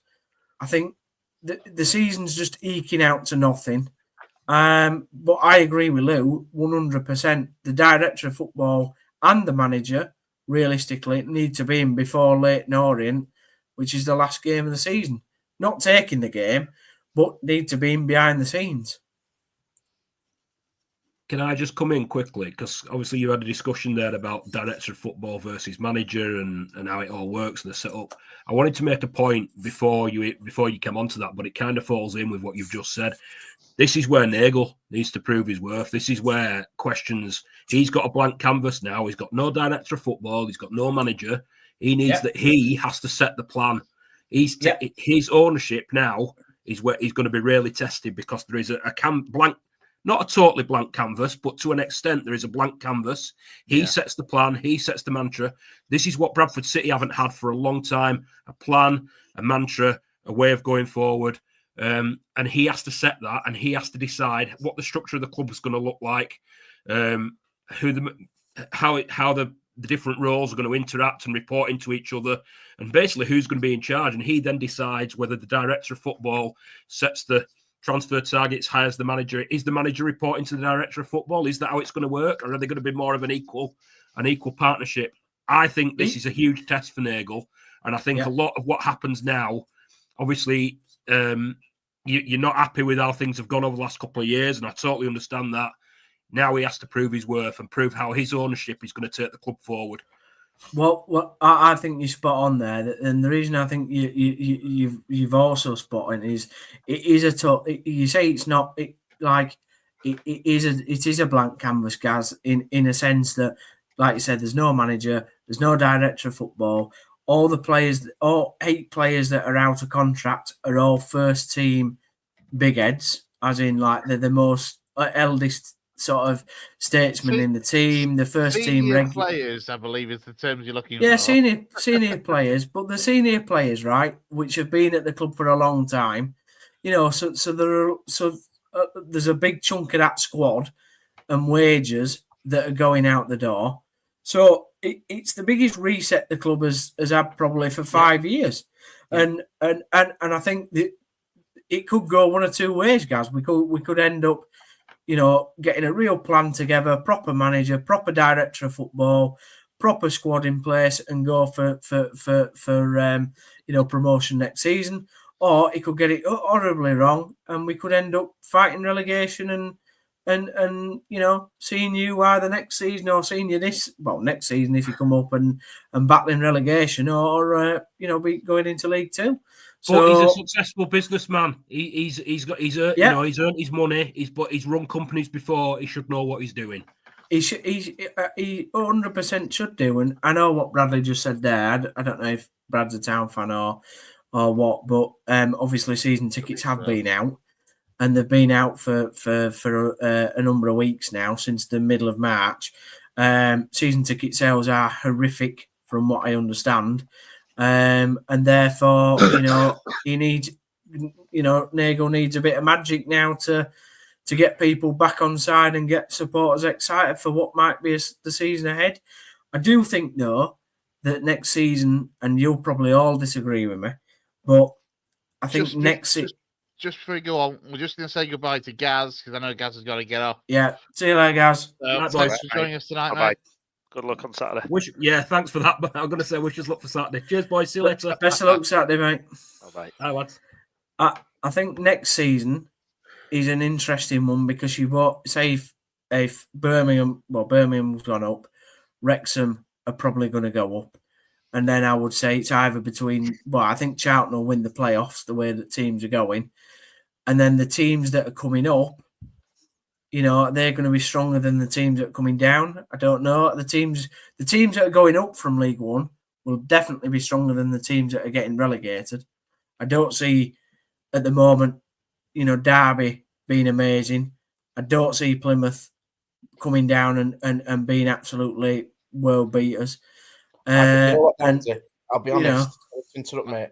I think you'll do well to be in the playoffs next season, considering you've got no managing director of football in place now. Yeah, you're probably right. You might be right, Lou. But on Plymouth, I think Plymouth will be right up there next season if they keep hold of the manager that they've got at the moment. But you weren't convinced about... you muted. Sorry. I was just going to say, I totally disagree. I think the teams at the bottom of the championship are way stronger than the teams that are going to go, other than Birmingham. I think Birmingham are a bit of an anomaly, but the strength of them team, they'll be right in it. Plymouth, Cardiff, Stoke, Derby, whoever, Luton. Out of any of that, Luton. I mean, imagine Luton come down. I mean, Luton are going to be stronger in League One than probably any team other than Birmingham. None of you get... Sorry for a sec, Steve. Will Luton still receive parachute payments from the Premier League even if they go down again? Yeah, they do, yeah. Christ, it don't matter if they got relegated 4 times in a row, they'd still receive parachute payments. That's how it works. But I think you've also got to look at in the league as it is at the moment. Peterborough won't be as bad as probably what they are this season. Barnsley are probably going to push up closer next season. Rotherham would expect to be pushing a bit closer next season. In a way, the competition, you are losing good teams in terms of finances. But I think it even becomes even more congested next season, because I think you're all going to be very much like of alike. You weren't convinced of us this season, so I'm not surprised that you're not going to be convinced of us next season either. The reason why I'm saying it, Dan, is because, I think Gaz was absolutely 100% spot on with what he said. But you've got to get that right managing director of football, and to come in at short notice ahead of next season, because it is very short notice. You're competing against teams in and around it who've probably already identified these players and have gone, that's who we're going for, whereas you're coming in with a bit like you're hoping that you're going to get these players. That would be my only suggestion. And it's not to put it down, because I obviously want to see our teams do really well in our region, but I think you want to get somebody in place to probably have a decent season next season and then go for it big time the season after. I think the problem with that, though, is it's a bit like Leeds in terms of the championship. Every season you don't go up, you become even further in the mire with the rest of the division for the finances that you're allowed to spend. So obviously this year we were allowed to spend 70% of his turnover. Next year it's 65%, and then the third year it drops to 40%. So it makes a massive difference. That's why for Leeds, and these lads are so happy, because they've got out the. I don't mind swearing, they've got out of the shit this season, because they've got 100 and whatever million for going up, and it makes a massive difference for now. If they hadn't gone up this season, they'd have been in the crap next season. They would have been in the crap because they'd have been with the same amount of funds. I get what you're saying, Lou. 100%. You know, for going forward, for getting targets in and stuff, it's horrific. That's why I want to sack Duff.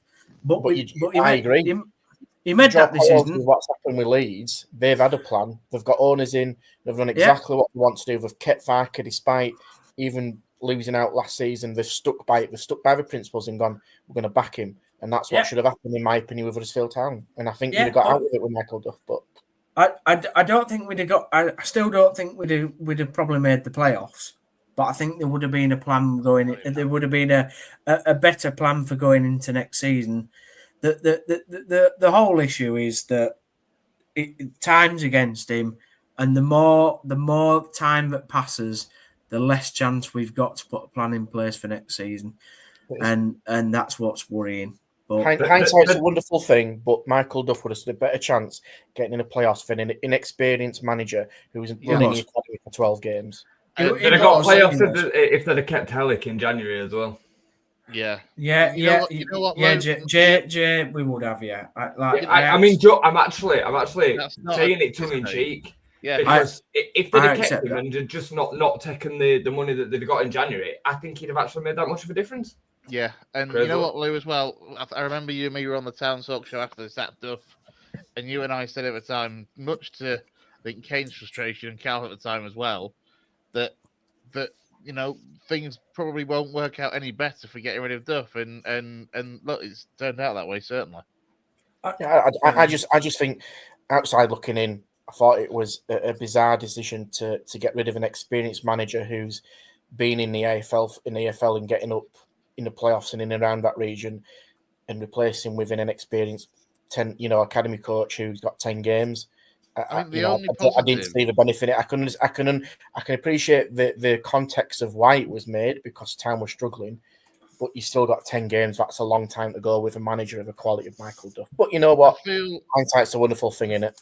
I feel like the only positive to come from Duff's departure is then the subsequent departure of Cartwright. That is the only positive. If Duff would have stayed on, I don't necessarily see Cartwright leaving either. However, you're right there. It's a pretty poor negative. It's a pretty poor positive at this stage, given the way it's gone out. But yeah, I think we'll be in League One for a long time, boys. I do, and that's so depressive to say, but yeah, I think we will be. I mean, Nagel will not be on. Nagel will not be owning the club in the after the next 3-4 years. He won't, because he won't want to be in League One. Yeah, the future of the club is quite shaky. I'll be honest. Sorry to put an ultimate. I think I've been far more depressive than Gaz, and I know that you're going to go on to talk about happier stuff with Leeds, but yeah, it's just. And that's why on Monday, I was on the floor really, because it's kind of I've accepted how crap we are, and now another season nobody cares.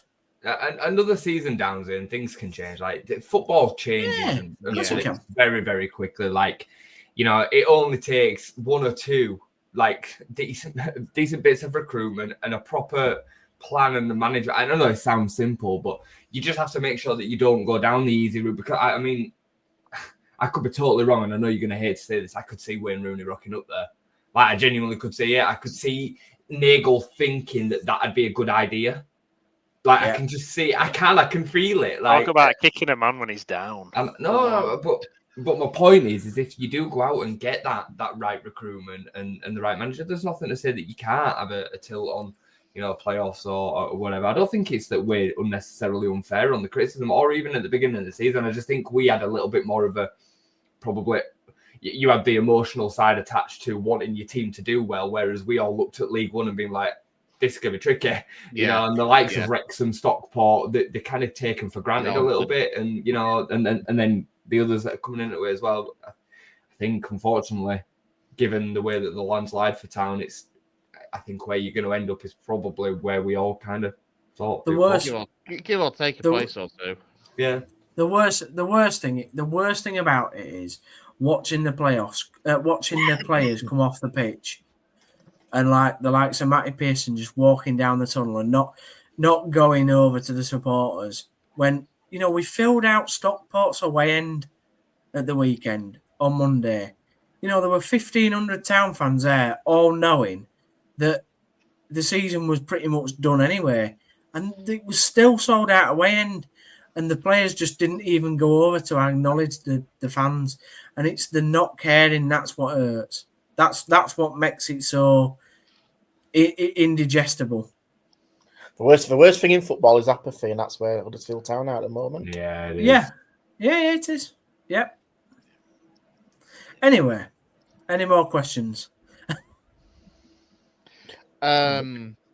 Chris does say here, by the way, Kevin said he hears us if Rooney came in the Bio Pro. I can't deal with Wayne Rooney coming. I know what you're saying, Jay, but I genuinely You could see it though, couldn't you? I can see it. Makes a lot of sense. Like, he's going to step down to League One this year. He is, and somebody's going to take him. And when you look at it, ex-Premier League, American owner, I genuinely could see it. Yeah. I would hate that. I would that is about. Brown is desperate to laugh. I can see it. I know. I know all you boys are absolutely loving the fact that I'm so depressed now. I mean, no, we're not. We're not. I am. I'm joking. I'm just thinking, give it 20 minutes when we're discussing Farke out, and I can't wait for Downsy's argument for why Rooney should replace Farke. No, I can't even. That's the thing. Like, I can't even joke about Leeds, like, because they've done what they said that they're going to do. So and they've done it. And we start the season, and Kevin came out and said top two is the bare minimum, and nothing else will be acceptable, and we're going to end up 9th. So what does that say? You know what I mean? It's what's this about Michael Heffler? Has he been doing something in Saudi Arabia? He's the assistant manager at Al Riyadh. Yeah. And apparently he's leaving Saudi Arabia. So He's not. Well, he is. He's leaving his job in Saudi Arabia. Yeah, so. He is, but he's not coming back to Huddersfield. You got to be careful with them kind of appointments. I think they could work for a period of time, real short honeymoon period of time. But you want. Yeah, but he's not. But Heff's done that job for about. Rooney's assistant. No, but Heff's done that director of football, whatever he's doing in Saudi Arabia, for about 8 months. What Town needs is a proper director of football, like the majority of teams have got at the top of League One. Look at every team at the top of League One above Town. What have they all got in common? They've all got a proper manager and a proper director of football or footballing operations manager at the football club. Yeah, I mean, you're right. It's no surprise to me. It's no surprise to me that Stockport have done what they've done, because the way that the club's run behind the scenes, the structure, the manager, Charlie there, like it's done in a proper fashion. Missus has just got home, so dog's going mad. It's no surprise. Hey, don't you disgrace her. Brownie, Sorry. Brownie. Why are you coming for me right now? Sorry, mate. Anyway. Enough for me talking about that. No. Anyway, yeah. So we've got. I do feel, Downsy. I do feel for you. I know it's a horrible place. Your face don't say that. No, I do. Trust me. On the inside. On the inside. But if a picture can paint 1,000 words, it's not feeling for me right now. We will poke fun if Wayne Rooney comes in. I can't lie. We will. I know you will. The ribbing will be intense. No, I know. Yeah, I know. I get it. It's horrible. I mean, we've been there. Me and Jay know it too well. That when your club's in disarray, poor ownership, no structure. It's a dreadful place to be at as a football fan. Yeah. So I do feel for you on a human level. Yeah, we've got Exeter coming up at the weekend.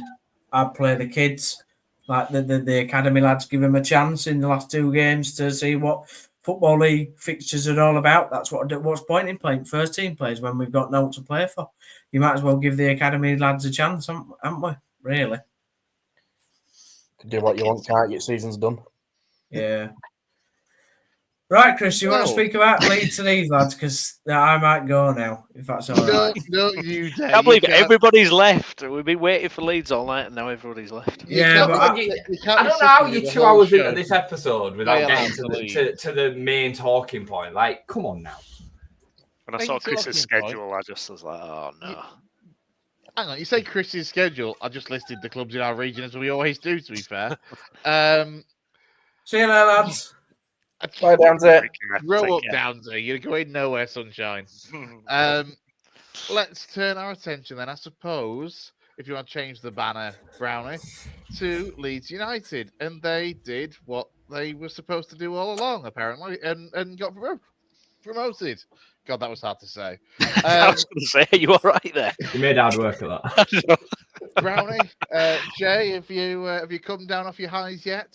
Absolutely not. Absolutely not. No, it's still buzzing. Still absolutely buzzing. It's been an amazing couple of weeks, to be honest. At the moment Sheffield United dropped points and lost against Plymouth, it's just been this kind of wave that's been building up, and then it was confirmed at the weekend, or Monday night rather, and it was fantastic. Went down to Ellen Road.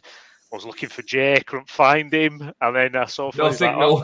I know. I completely. How did you miss him? He's got bald head. Well, there were 25,000 people there. That's why down there. It was rammed. It was chaos. There were a few people down there that I knew. Didn't see anyone that I knew down there because it was absolutely rammed. Atmosphere was great though. Everyone was just absolutely buzzing. Obviously, when we got promoted last time, COVID, there was restrictions, and I didn't go down that time, but I had to be there. I had to soak up the atmosphere. Incredible, and it's kind of, it's disappointing. A couple of days after that, this new story's come out, and the debate or the topic of conversation has moved to that. We're guilty of it on this show. We can't come on and talk about Leeds and not mention the fact that this article has dropped yesterday. We don't know how true it is or whatnot. The journalist involved. Where's it come from? Well, the journalist who's written it for the Daily Mail, it does seem to have some kind of, I don't know, link or source. Who is it? It's Mike Keegan for the Daily Mail. Right, okay, yeah.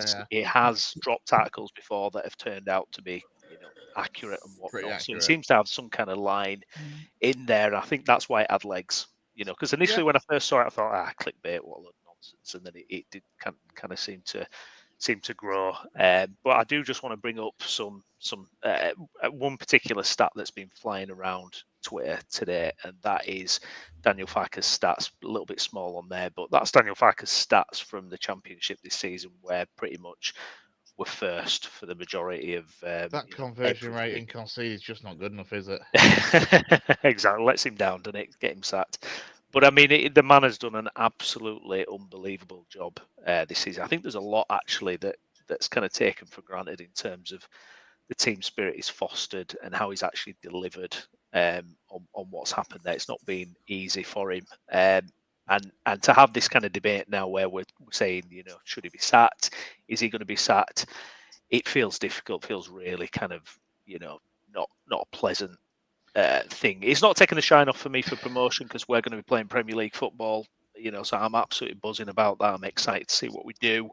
But it's a shame. I wonder how he feels as well. He's just delivered promotion, and then people are talking about if he's going to have a job in a couple of months. So it's really difficult. There's a lot of different arguments. I'm really interested to see what everyone thinks. Especially people on the outside. It seems to me that we ran a poll earlier today, and this were. It's covered by the banner. That's great, isn't it? Essentially, it was about. We never usually use the banners. We never usually banners. Earlier on, we were like, might not be using banners. Brownie, take the banner off and put the graphic up. And all the let's get the banner off. Let's get the poll up. So basically, this was a poll we stuck out earlier about should Leeds stick with Farke. Obviously, you can see it's a resounding 76% saying we should keep him, and I'm guessing the majority of that is Leeds fans. A lot of opinions outside of the Leeds kind of community are kind of saying this is an interesting move by Leeds potentially if they do replace Farke, because obviously relegated clubs, this year, last season, it's kind of they've not really made a good fist of it. And could this be a move that sees a promoted team actually stay in the league?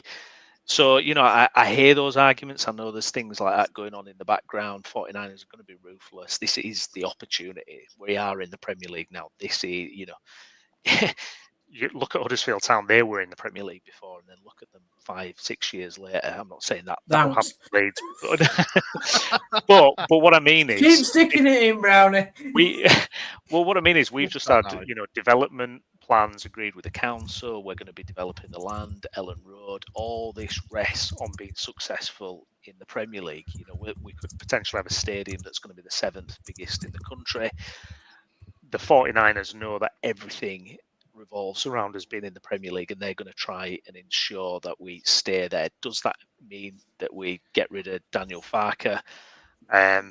It's difficult, isn't it? I'd love to be a fly on the wall in those meetings and discussions. Now, I do think that, and there's a Parag Marath interview flying around from a couple of years ago where he says, look, Daniel Farke's got 4 years and it's going to be 4 years. We're going to get back to Premier League. He's going to be backed. He didn't have a fair crack at it when he was with Norwich. We know, transfer spend was low. So is he the man to do it? And that's where we're at with it at the moment. Where should we start? He basically said, didn't he, as well in that interview, he wants to make it real clear that he will be given a fair crack of the whip in the Premier League. Yeah. I think this situation, this story has obviously come out very aptly timed by Mike Keegan after promotion's been confirmed.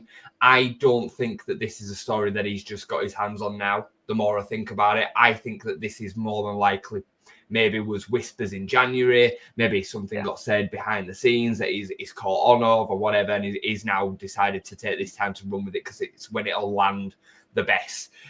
The more I have thought about it, the more I would be stunned if he's not the manager on the first game of the season. I really, really would be shocked, considering what's been said out in public, the squad, the feeling, the fact that he's now been as successful as he really could be. I mean, my word, we've lost 4 games this season, all of them 1-0. You've just seen them stats there. We've absolutely dominated the whole season, really. We're by far the best team in the division. We're plus 60 on top of the expected goal difference that we've already got, and it's a record high for goals scored in the season by a Leeds United team, surpassing Bielsa, surpassing Revie. So, on paper, Daniel Farke is the most successful manager that we've ever had, albeit at the second division level. You know what I mean? So it does matter. But to not give him anything with the fact that this team have played for him for 2 years and they've done it together, it just stinks. It would absolutely stink rotten. I don't see it the same as when, people, the example that everybody gives is Gary O'Neill at Bournemouth, kept him up and then was sacked for Areola. It's not the same. Gary O'Neill came in, did a job, and they then had a ready-made replacement that was levels above Gary O'Neill and Gary O'Neill at that stage of his career. This is not the same. Daniel Farke has also had successful spells elsewhere.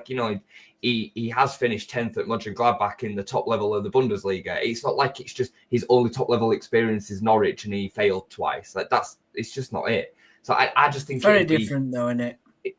The German league's very different. I'm not saying it's a good.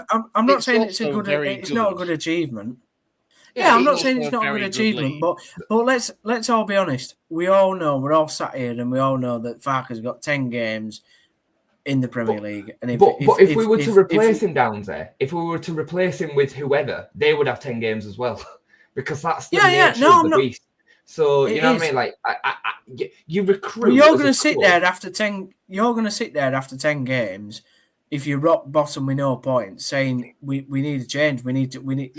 There's no way you're going to sit there and go, we should just keep him after 10 games, even though we're rock bottom. Not saying that's going to happen. By the way, I'd be doing that if we got Pep Guardiola in. Okay, you know what I mean? It doesn't change based on the name. You know what I mean?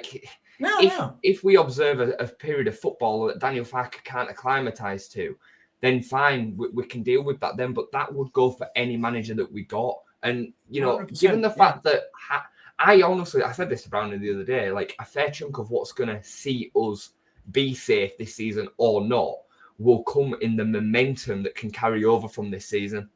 We have got a far better and more stable team than the 3 that have come down this season. in my opinion. Add to that the recruitment, and that's on the 49ers and Greta Steinson and the other people behind the scenes to make sure they go and get the recruitment. Because, and again, I said this to Brownie the other day, Daniel Farke or another manager, in my opinion, won't be the difference maker between us staying up and going down. It'll be the recruitment. So yeah, I feel quite passionate about it the more I've thought about it, if I'm honest. Like, Marcelo wasn't proven at Premier League level when he took us up. We wouldn't have sacked him. You know what I mean? Right, so you've answered the easy question that Farke will be the manager on the first day of the season, which I agree with you. It'd be mental if you just sacked him now or after the season. But is he going to be your manager on the last day of next season?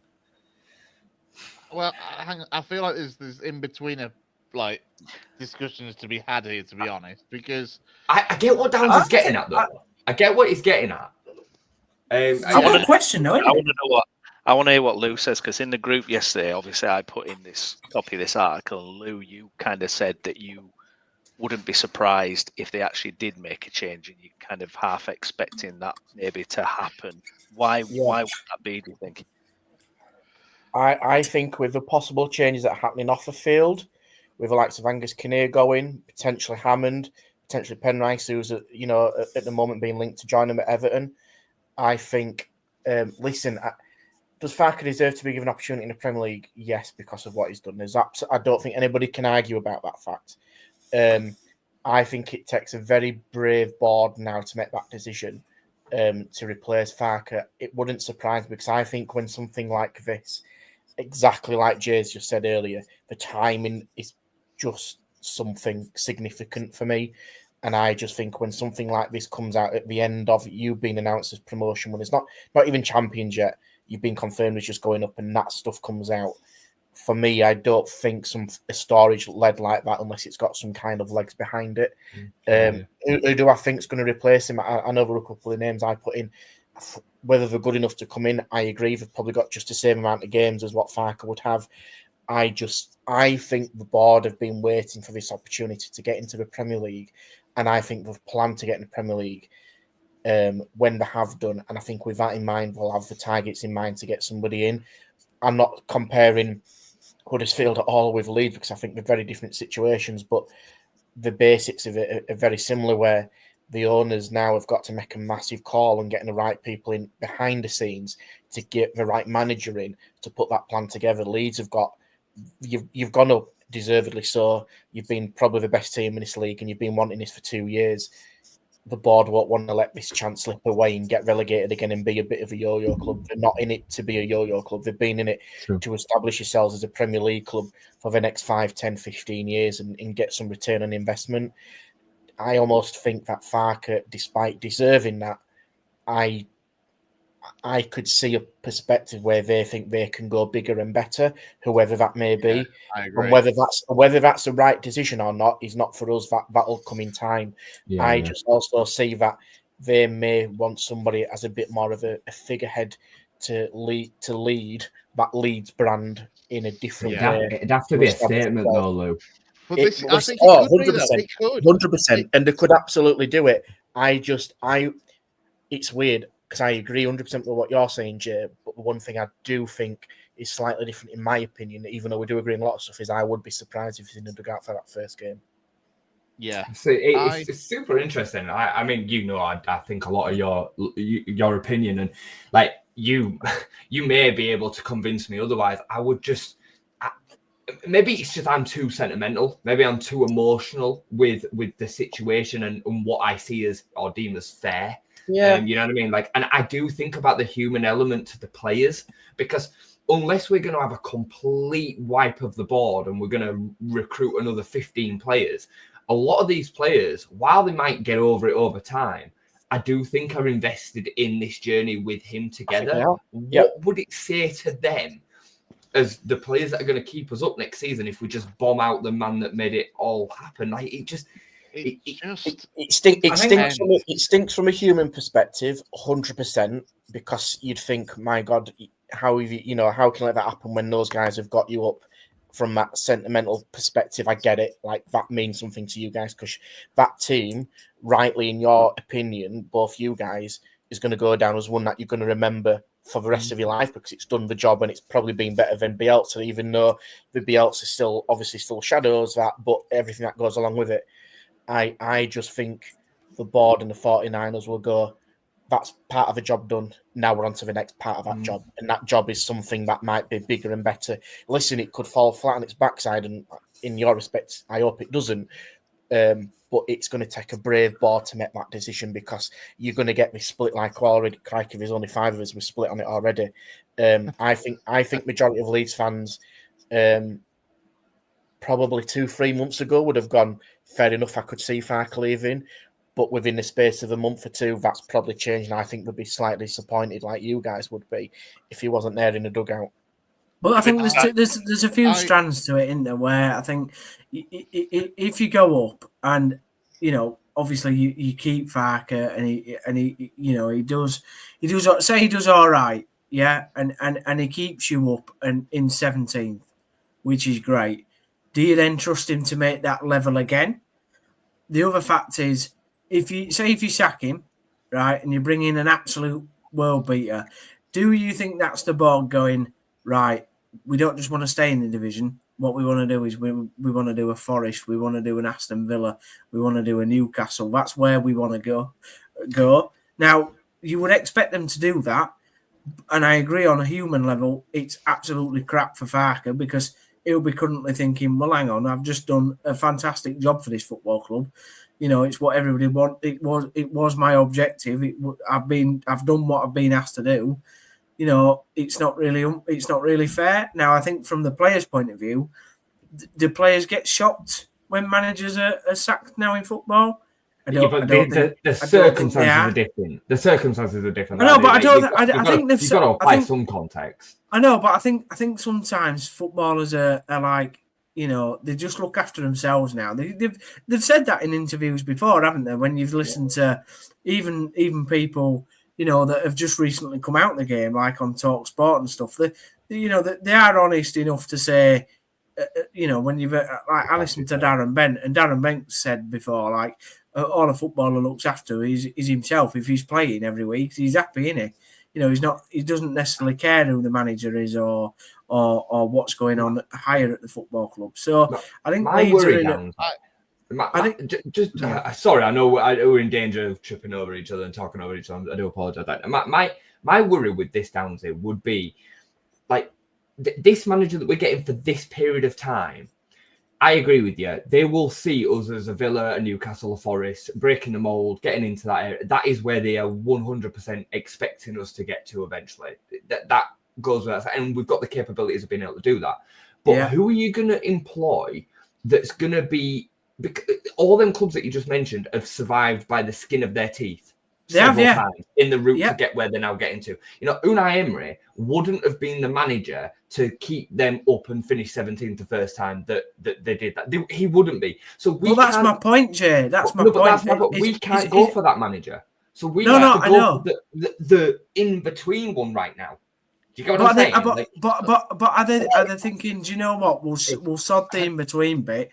We'll just go for the absolute superstar. He'll keep us up. Hang on. But would he keep us up? Hang on. So I don't know. Who's the manager that you're bringing in? Do you know what I mean? The way I look at it now, though, is...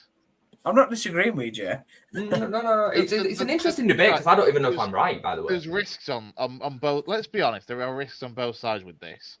But ultimately, I think the board will be looking at Leeds right now / in 2 weeks' time when the season's done as a clean slate and, frankly, a more enticing club to employ a new manager or a better caliber of manager now than if you get anywhere between 10 and 15 games in, you're in the bottom 3, and you part ways with Farke. Because at that stage, the caliber of manager that wants the project changes. The caliber of manager that wants the project looks at that and thinks, shit, I don't really fancy them in a relegation battle. Whereas if that manager comes in now and is given the war chest of funds to get their players in and get the style they want now, I think your best chance of getting a bigger caliber manager, whether that's I mean, we kind of sent out a few names earlier. Some you didn't like, some you did. But you look at the European managers that are out of work at the moment that have done well at some clubs and less well at others. You know, Marco Rose, who was last at Leipzig, Xavi, Motta, Allegri. There's some big names there that could pair with a big name in Leeds United, but they're not there. You know, if you're being ambitious enough, and look, I might have gone too ambitious. But that's why you make the change now. You only make the change now to be super ambitious of your appointment.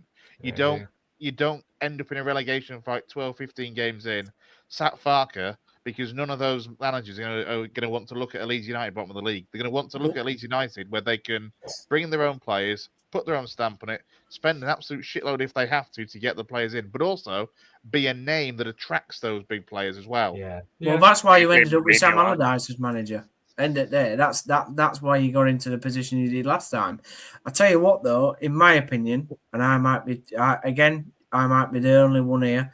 I think the Premier League is going to be absolutely horrific next season for the teams that are coming up, because I don't see there being an absolute bummer of a team. I think, you know, you look at Everton, they're going to be good under Moyes. The only one that I can see that will struggle or maybe struggle is probably West Ham. But and what I will say is, I think you'll be far better than Burnley and Sheffield or whoever comes up in the playoffs.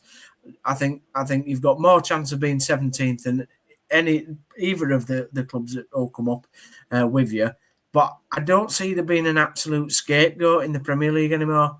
Well, I heard Carragher go on about it, didn't he? He said the problem is for the promoted teams now is every team has a good structure in place, like well managed. And so they should, shouldn't they? Good. Yeah, for the money, yeah, absolutely. You know, whereas 10, 15 years ago, whatever, there were always basket cases, weren't there? Clubs that there ain't anymore. There's only West Ham, I think. There is basket cases, but they're the clubs that you wouldn't expect in Man United and Spurs. Yeah. They're the baskets. So but they're never going to go down, are they, Jay? They're never going to go down. I mean, I've said it a few times, and people think I've been not far off. With it. That this Manchester United team right now would have gone down this season with a proper bottom three. I genuinely believe they'd have been in and around it because a bottom three that's within like 4 points of 17, not 15 points as it is now. Yeah. So, but you know what? Like the thing is, as a fan, right? If I found out that we got a massive appointment tomorrow and Farke had gone, I'd change like that because I'd start getting excited about it. Yeah, because I'm a fan. Like, and we appoint a big manager. I recognise the fact that big players are going to be coming on the back of that. So then that's going to excite me as well. So like, look, I actually feel like with it as well.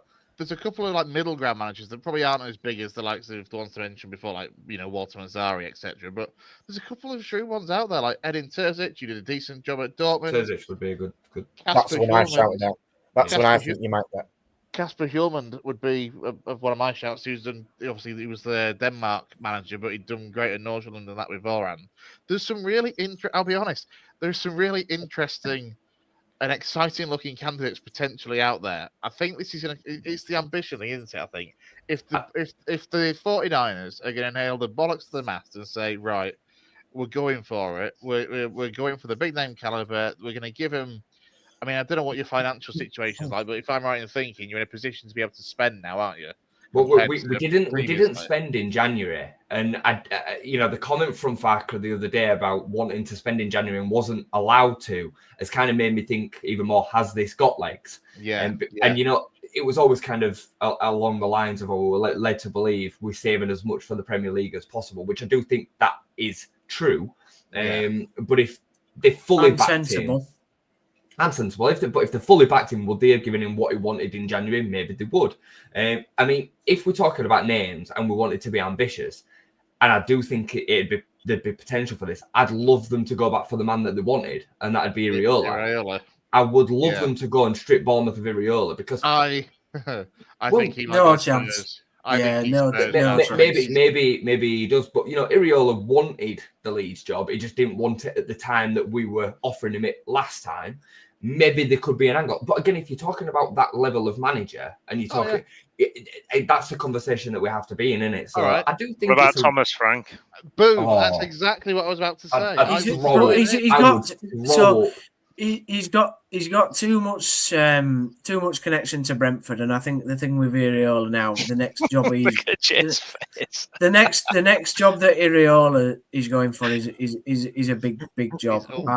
Go and chew gum somewhere else past Dan Thomas Frank. I think exactly the same applies to Thomas Frank though as applies to Iriola. Their next job will be to a bigger club, without a doubt. Yeah. The difference thing is with Thomas Frank though, the setup at Brentford is so different to everywhere else. It's unique. He's gonna if he went to somewhere like Leeds, it is nowhere near like Brentford. No. He's got to have everything set up as it is at the moment under Brentford for him to work. I think that would be a massive gamble. I think like Sevilla is an interesting one. I really do. I think that's a kind of level of manager that Leeds would be really good at, and I said it between us guys. And I think if you do replace Farke, you need to get somebody with Premier to give you a shot of. Sorry, I don't know if I'm dipping in out with my connection, but I think there's an element of somebody that Premier League experience to give you to give you a head start up for it for next season. I'm not sure on how crucial that Premier League experience would be in this case if it's the right name. I mean, I know me and Brownie earlier. I mentioned Gasparina. I think it's vital. I think it's absolutely. I don't think there's the same. I think it's critical. I think it's critical for Leeds to stay up. I don't think there's the same caliber of manager though with Premier League experience on the CV that would fancy coming to Leeds now. That can I ask an opposite question? Which don't have. Can I ask an opposite question, which would be an interesting one, but we could all have a view on this. If Leeds sack Farke, right? Where does that leave him? I don't think. Yeah, obviously, but I don't think he can.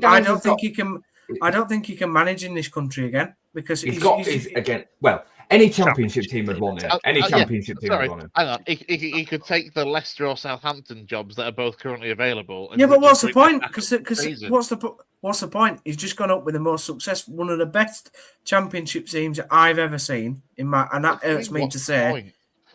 Because they're just going to get to end of season and go, well, if Leeds didn't want him, and Leeds are one of the best run clubs that we've seen in the Championship ever, plus they've got one of the best teams that's ever been in there. A big tasty severance package down there. I was about to say that's what would.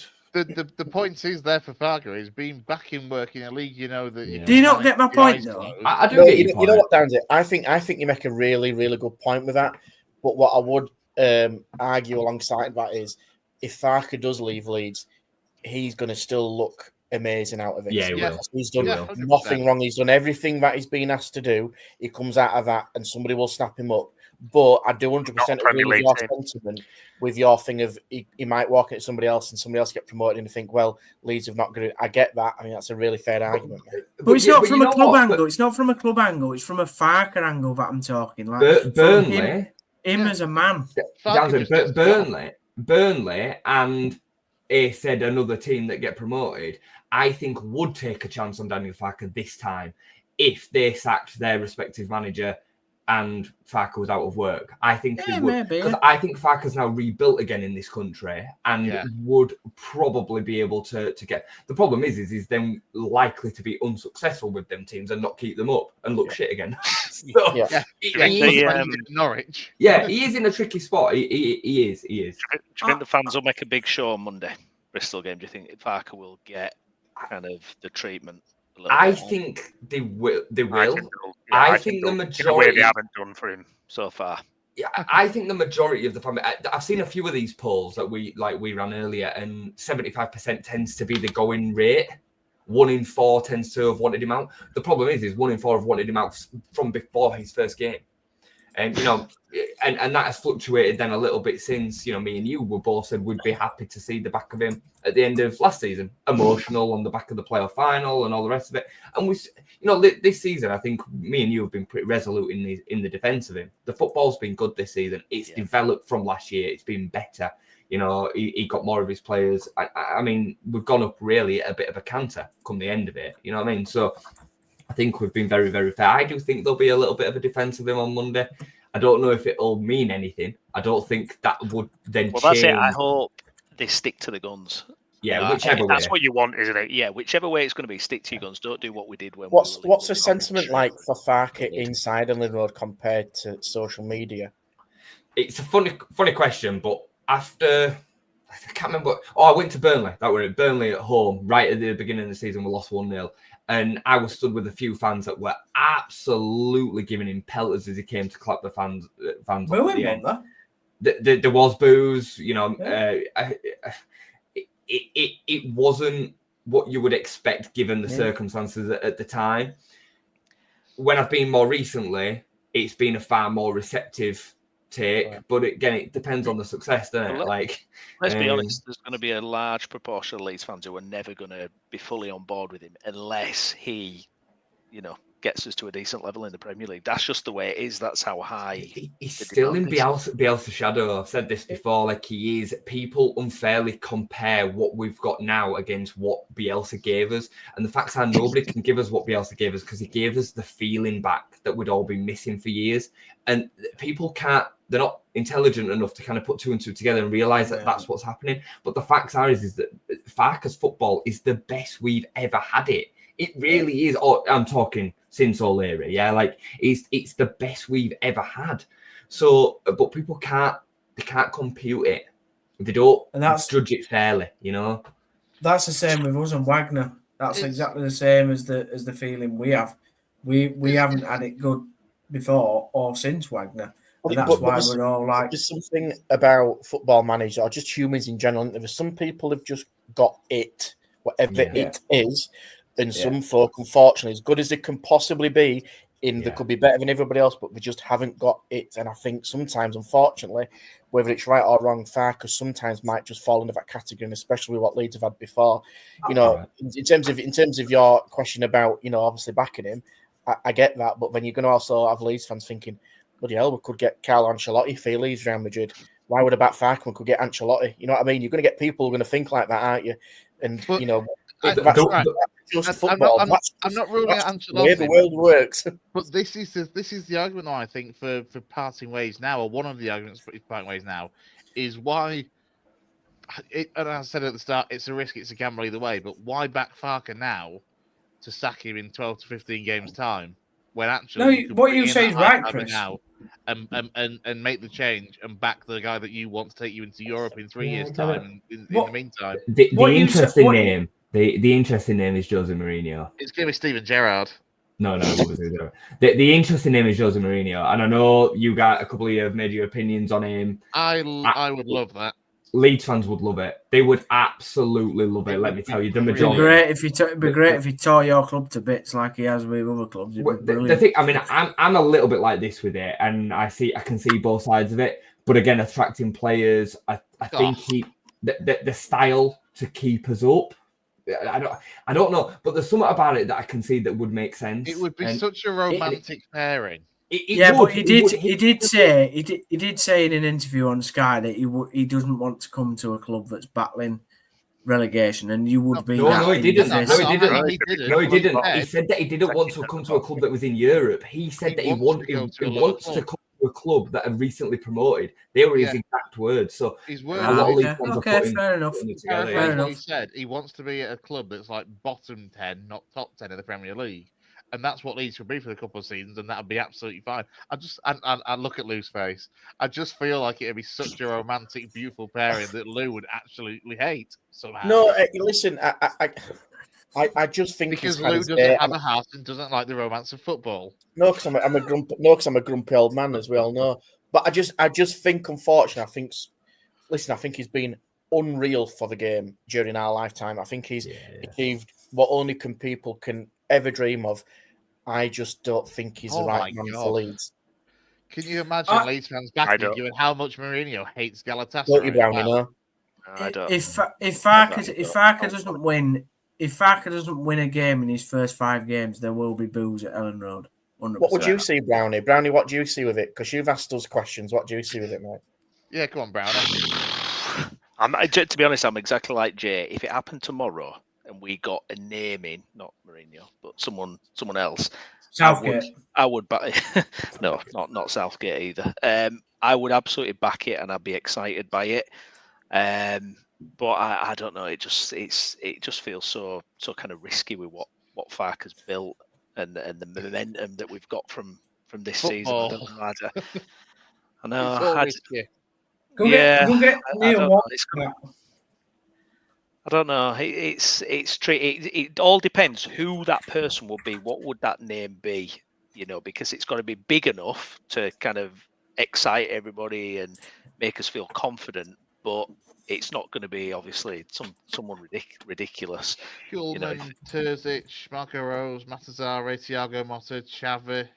Xavi's not coming to Leeds. There's so much to do though. There's so much stuff to happen to make it work ahead of next season with the behind the scenes stuff with the people. Yeah, well, me and James touched on that. That's got to be sorted as well. Yeah, we've touched on that. I really hate the timing. I really hate the timing. And I know we don't want to carry on too much, but I want to win the league, man. Like I want to enjoy, and I want to enjoy the promotion. Yeah, and it's like, oh, fucking. Sorry, I should F-bomb. We're just straight, mate. Don't worry. We're just straight into stress again. You know what I mean? Like, yeah, no. That's what I mean. Yeah, I'm not having it. I'm like, no, I want to enjoy it. I love the fact that you lads are talking about Xavi and all these lovely managers, and I'm talking about flipping Tony Mowbray coming. Jesus wept. You might get Lee Bowyer. Imagine that. Lee Bowyer. Oh my God. No. Lee Bowyer's got a great job at the moment as Montserrat manager. Like, why would he leave? Why would he leave a tropical island for Huddersfield? Somebody was saying that about Will Still. You know that he's doing a great job at Rennes or whatever. And somebody on the forum over there went, yeah. Somebody on the forum over there was like, why the hell would he leave that lovely place to come to the dark streets of Huddersfield? Jesus wept.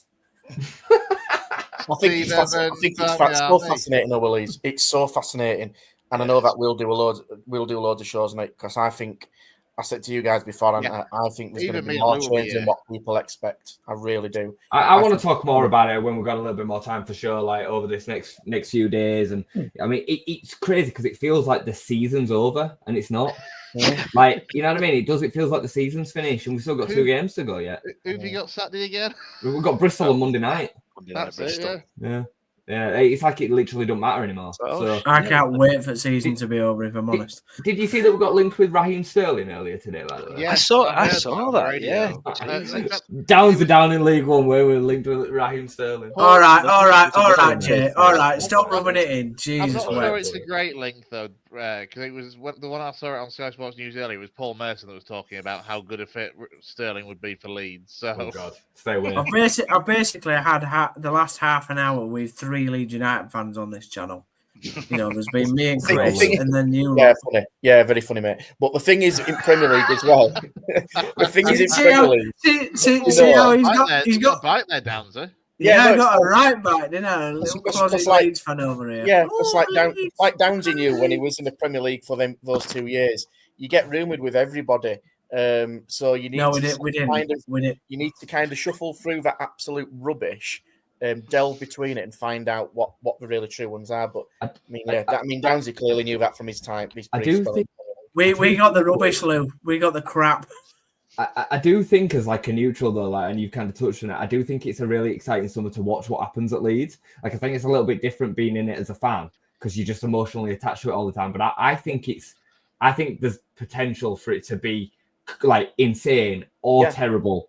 Like, you know what I mean? Like, there's so fingers crossed for terrible. Don't you find it fascinating how much we're in the discourse already? We've been promoted for like 3 days and we're already like Man United are tweeting about us, Talksport, every other. Right, see you later, boys. It's true, though. We're massive, mate. We're massive. You're right. But what did I say the other week when we were talking about the teams that if you were to go in terms of survival? Because the Premier League has been the Premier League this season. There's not much else to play for apart from Champions League places. It's been a slight ball fest, if we're being honest. There's going to be a whole load of changes across all the different clubs. It's going to be fascinating. Yeah, it is. Bring it on. Right. Let's wrap this up, boys, because I am starving. Let's wrap this up then so that Jake can go get his tea and Brownie can save his marriage because he told his missus he'll see you tomorrow. So let's leave it at that. A big thank you, though, to everyone that has got in touch with us over the course of the evening and got their comments in. If you have joined us late and you want to watch it back, do check it out. It will be on the YouTube channel shortly. You can check it out on social media as well across Facebook and X and TikTok. And I think Brownie might even get around to setting us up on Instagram. So we'll be everywhere. But yes, from myself, from Brownie, from Downsy, from Lou, and from Jay, and then, of course, from Gaz and Dave earlier on. Thanks for them coming on. We'll see you soon here on the West Yorkshire Football Show.